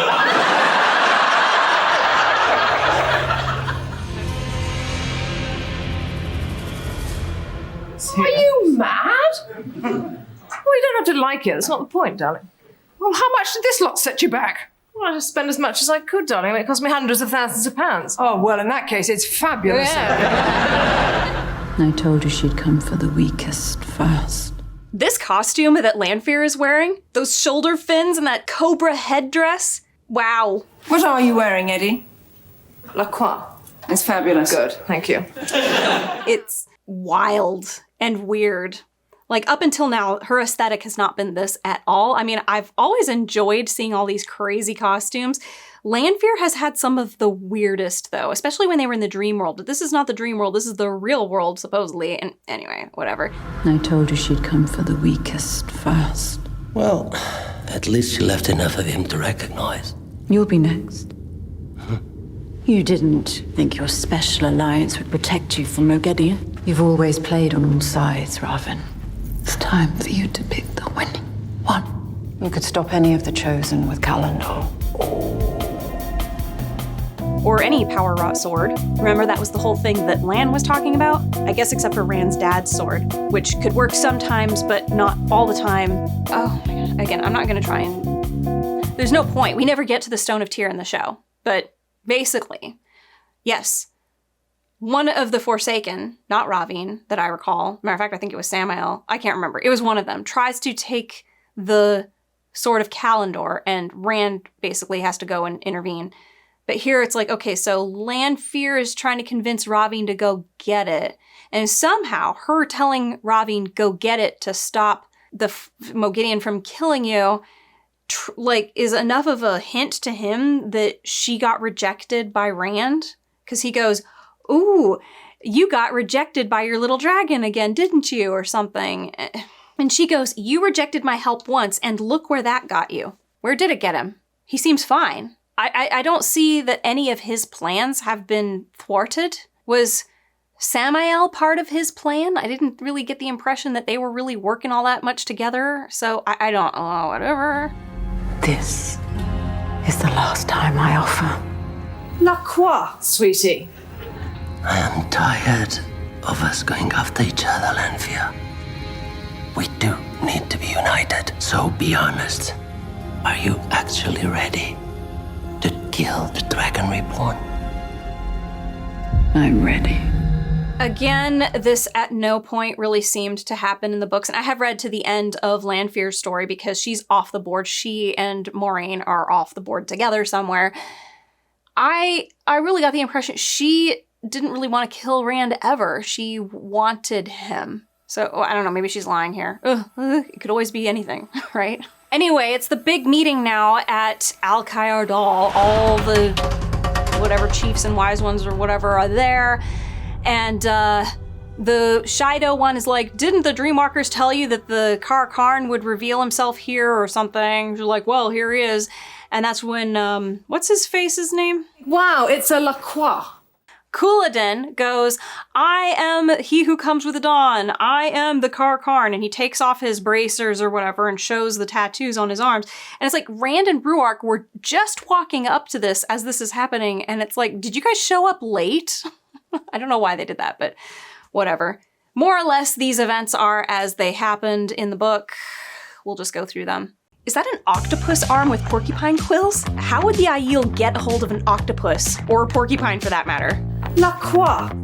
Or wait, but this part was not in the book. So it shows Moraine somewhere off in the distance with her little Sakarnan, and she makes this dome of protection over Alcair Dal. Now, the only dome thing that I can remember is something that Rand does when he makes it rain, but again, we're just gonna take something from Rand and give it to somebody else who wasn't even, like, doing any of this stuff, so. According to prophecy, I will bring new days. We will cross the Dragon Wall again and take back what was ours. Wetlander, I'll kill you for standing on our sacred ground. A Wetlander. Yes. What does the prophecy of Viridian say? Born of the blood. My father was genuine of the Iron Mountain Sept, clan chief of the Tardan, but raised by those none of the blood. Where did your wise ones send you to look for the Karakarn? To the wetlands, where I was raised. They sent you to find me!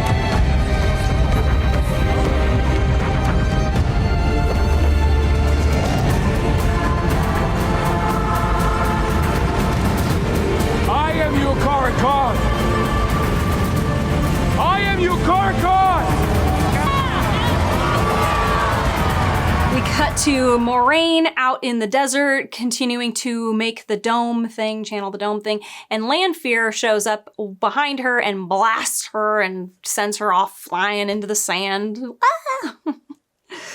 Oh, this stuff didn't happen. And all of this is happening while back in the White Tower, Suan has been tortured and she's giving her big long final speech about how she loves Moraine and would do anything to protect her, and she swore the same oath as everybody else, so know that I'm speaking true when I say that you guys are all gonna burn if you don't, you know, if you continue to follow somebody who's only after power, whatever. And she's like, but I'll never burn because I'm made of water. Rand starts explaining that, we should reveal what we saw in Rhuidean, and Couladin's like, ugh, we're not supposed to talk about that. What I saw is holy. I am holy. And Rand is like, I'm not afraid to say what I saw. And then he starts explaining what he saw. And in the meantime, we keep getting cuts to Moraine, who's getting her ass absolutely handed to her by Lanfear. Lanfear is winning here. I saw the Age of Legends. I saw when the Aiel were called the Darshan. When you followed the wave, the leaf. You knew. Rand, please. Our people cannot face this truth. You will destroy them. When Ruark stepped in, he was like, no, don't tell them. He had already told them, like... This is what I was born to do. You must all face who you are! Oathbreakers! Everything in this, the performances are all good, but it was all going well-ish. Like, I wasn't displeased with how this was playing out until we pan up and we suddenly see, and I get why they did this because of the symbolism, this mass of Aiel suddenly splits in two. And it's not like, the ones dressed in dark, which are the Shido, separate from the ones dressed in light, who are the Tardad and some of the others or whatever. They're all mixed together, but for some reason it splits perfectly down the middle. It's like, wait, so like it just so happens that the ones who think, oh, this is fine, were standing exactly opposite of the ones who were like, no, this is not fine. Like, you didn't need to, this doesn't work. It wouldn't split like this. What you want to do is, especially since they would probably be grouped together, is you want to show that they're clustering up. And then later you can show that they're all clustering even more so that it's more becoming like almost fewer numbers of groups. And then eventually it's the two groups, but it's more dramatic if you just go whoosh, just like this. It doesn't make sense. Don't make no sense. That don't make no sense. Moraine is still getting her ass handed to her off in the desert, and then Couladin is like, you know, hey, no, we're always warriors, whatever. We're gonna follow me across the dragon wall and we will take back what was ours. And Rand is like, follow me or else you will die. And you can see that more splitting is happening, even though we already saw like a perfect split. Moraine is basically dead, even though the Sakarnan is right there and she could just like touch it. I don't know. Maybe it's the perspective is making it look like it's right there at her fingertips, but maybe it's further away. And Lanfear's doing like Lamaze breathing while she's strangling Moraine. It's weird. But anyway, so Moraine is going unconscious. She's passed out and it's like, oh no. And then yes, out of nowhere. Okay, so this is like very weird blocking here or editing. I'm not even sure what... It's both.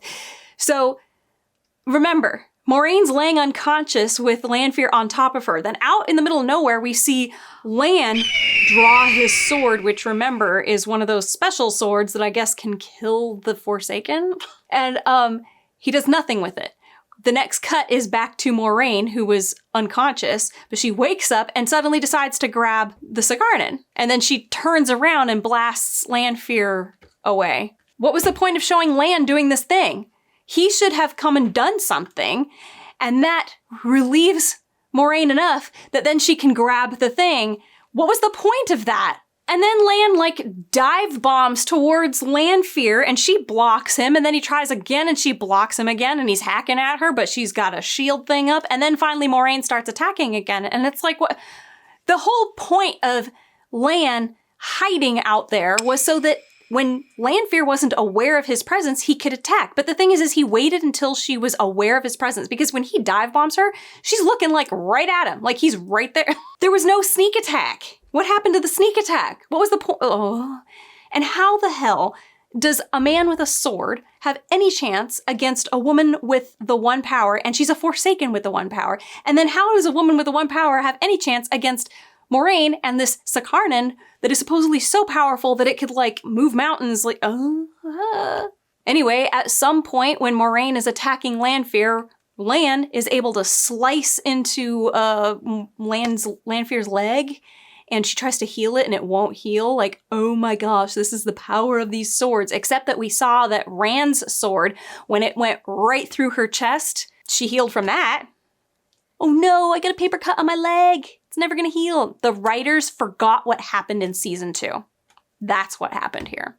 They forgot that they've made a rule now that they've already broken in the past. This is why rules are important, because people will ask questions like this. Why do you think it's such an ongoing joke? Why didn't they ride the eagles into Mordor? Because it is like the one big loophole that even J.R. Tolkien couldn't, yeah, I screwed up there. He didn't say I screwed up, but when he was asked about it, he basically, no comment, because he knew he screwed up. But it's okay, because the rest of it is so damn good. Here, there's just not enough good to excuse any of this stuff. So people aren't going to let it go. Back with Rand, he's finishing off quoting the prophecy about how he will spill the blood of the Aiel like water upon the sand, and he will break them like twigs. I am your Carcarn. And it's weird that every time that he's talking about this, and he says, I am your Carcarn, we see Egwene, and she's like, oh no, like, this is a horrible thing that he's saying, like, he shouldn't do this. And it's like, why else are you here? And there was a little bit of that sentiment where Egwene was like, oh my gosh, Rand has such a head on his shoulders. But it was like, there wasn't this, oh no, he shouldn't declare himself the Carcarn, which is what this is communicating. Anyway, Rand starts to channel, and at least he's doing some movement, whereas before he just stood there looking at his hand. So that's new. Back with Lanfear versus Moraine and Lan. Lan is still trying to attack Lanfear, but she blasts him away, and then she starts channeling this weird black stuff, and her eyes get all black and weird looking. And then it's just her and Moraine again. So he gave her a paper cut, and then that was it. What was the point of Lan being there at all? Rand on the platform is still channeling, and now we can see that there's that black stuff swirling around with him. When we cut to Egwene, she's like shaking her head like, no, this is so wrong. What's so wrong about it? I'm not understanding what this is, like, why does she think this is so wrong? Like, oh no, he's got power? We already knew, oh, I don't understand this. This makes zero sense whatsoever. I have no understanding at all of what she's saying no to. Why did she think they were here? Anyway, then at one point, all of the Aiel look up into the sky before Rand has channeled his threads up into the sky. So I'm looking, like, what are they looking at? It doesn't make any sense. And even if he did channel up into the sky first, what would they be looking at still? If you can't channel, you can't see a man channel. You can't see channeling. And if you're a man, you're the only, and you can channel, that's the only people who can see him channeling. If you are a woman, you can't see him channeling. Like, this is part of the rule. Remember when Rand was getting kinky with Lanfear and she like tied him to the bedposts and then started channeling? And he was looking at her and he goes, what's happening? What is happening? Because he couldn't see her channeling, right? So again, a rule that they were following before they decided to break here. Oh, they've already broken it before, so it doesn't really matter. Oh, I don't care. If this show was superb in every other way, people might excuse this sort of thing. But this is actually a pretty big break in the consistency of the magic system, which means it's a break in the world. The world is less believable. And every time you do this, it's again like a reminder of how unbelievable it is. So, and as this is happening, we hear Suan giving the whole, we are the power, we are the powerful ones, us, you know, the light shines through us, blah, blah, blah. And we can see that Moraine versus Lan are going like Super Saiyan against each other, like getting closer and closer and closer. Rand is channeling up into the sky still. And then at some point, like, Lanfear suddenly has Lan's sword. Like, how did she get it? They didn't show her picking it up. And then she skewers Moraine right through the gut with it. So is this, will she not be able to get healed from this wound? Or is it only the Forsaken who, when they get cut from it, can die? See, this is another problem. Oh my God. Wow, bet you're real glad that you brought Lan along on this little trap thing of yours. The writers really love skewering the Aes Sedai a lot, as many times as possible. Right at this point, with Moraine literally falling over like she's dying. Just a flesh wound. That is the moment when Suan gets beheaded. And right as that happens, all of a sudden Lanfear decides to let go of the sword, and now Moraine is like, I don't know, she's somehow being severed from Suan magically, like they were together magically before, we don't know. Like, this doesn't make any sense. And Moraine's like, Suan, ah! How is she breathing? It's funny how he's still talking. I could have sworn I hit a lung. Oh, there it is. Here you are, about to die, and you're thinking about the woman who betrayed you. They call me insane. Lanfear, grab the Sakarnan, you'll be a god. And of course, somehow, miraculously, against all physics and physical possibility, Moraine stands up, gasping somehow. Remember, her abdomen and her spine they're not working, okay? As she's channeling and pulling out the sword, and Lanfear just stands there and watches, going, oh no. But she does nothing to defend herself. No channeling shield thing. She was kicking Moraine's ass. Lanfear should have decapitated her at that moment, or done the little Leandrin thing, you know, the little right through the brain. She didn't. Before we continue with this fight, what happened in the book is basically Lanfear and Rand were the ones fighting, and it wasn't looking so good, and suddenly out of nowhere, Moraine shows up, creates a portal, and pushes Lanfear through it, and basically they disappear into another dimension forever, for all time. They're gone. Lan feels the bond is severed at that moment, and he's like, well, I've been promised or bonded to somebody else. I gotta go find them now. Like...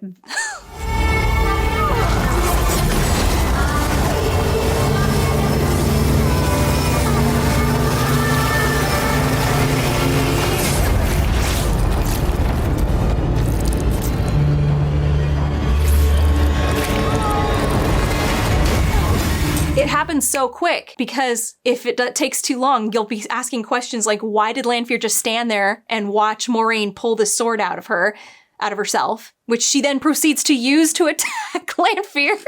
It's like that bit in Red versus Blue. Poor Tex walked up to him, pulled Jimmy's skull right out of his head and beat him to death with it. Wait a second. How do you beat someone to death with their own skull? That doesn't seem physically possible. That's exactly what Jimmy kept screaming. This doesn't seem physically possible! It's so, like... It looks cool, the music is cool, the drama, like, it's all being played up really high, except when you stop and think about it, it doesn't make any sense, and you don't have to think about it very hard. And she slices through Lanfear's neck, like her jugular. Blood is gushing out. Lanfear puts her hand over it, opens up a portal, which looks like it's gone to Tarvalon, and then jumps through and disappears on the other side of the portal. Not into another dimension, literally just into Tarvalon. As she's gushing from her neck from a wound that will not heal. Unless we're like, oh, well, actually, she will heal, just like she did when she got skewered through the chest by Moraine with Rand's heron-marked blade earlier. Then why didn't her leg get healed? That was just a little paper cut on her leg. Like, what is the point of all of this? Oh, I'm going brain dead, I swear.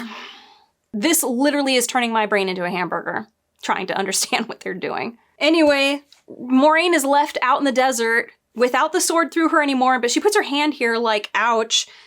But she's not gushing blood. Did she get healed? How? You can't heal yourself if you're an Aes Sedai and you're channeling. Oh my gosh, help. Back with Rand, he is still channeling up into the sky, and it starts to rain, and everybody's like, oh, miracle, including Egwene, I think.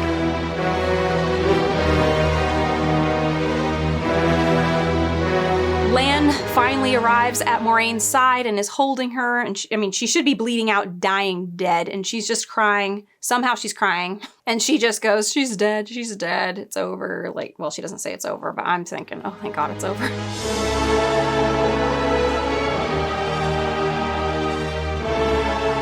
Ruark falls to his knees and says, Rand al'Thor is the Karakarn, whatever. And everybody kneels, all the Aiel who have stayed, except, again, Egwene is not kneeling. I mean, this would be fine. Like, in the book, this is probably, she wouldn't be kneeling, but it's not like this. As the next few scenes play out, we have a little monologue from Moraine. She says, for the land is one with the dragon reborn. And Lan has picked her up and is carrying her off, I don't know, to see a surgeon? Hopefully to go to one of, it doesn't matter, to go off into the credits rolling forever. And he is one with the land. Soul of fire, heart of stone. If only we could have seen a Rand with a soul of fire and a heart of stone.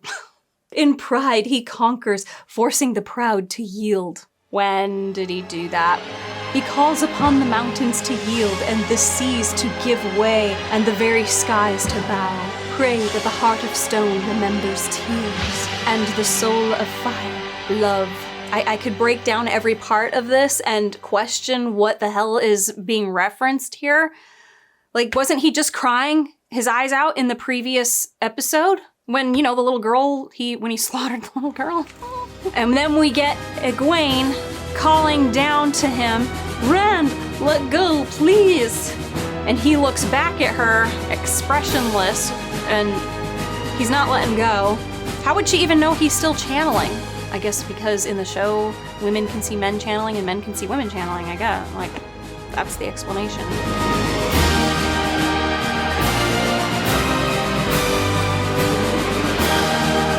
Anyway, it cuts, the final image being, for once, Rand looking like I'm doing my own thing.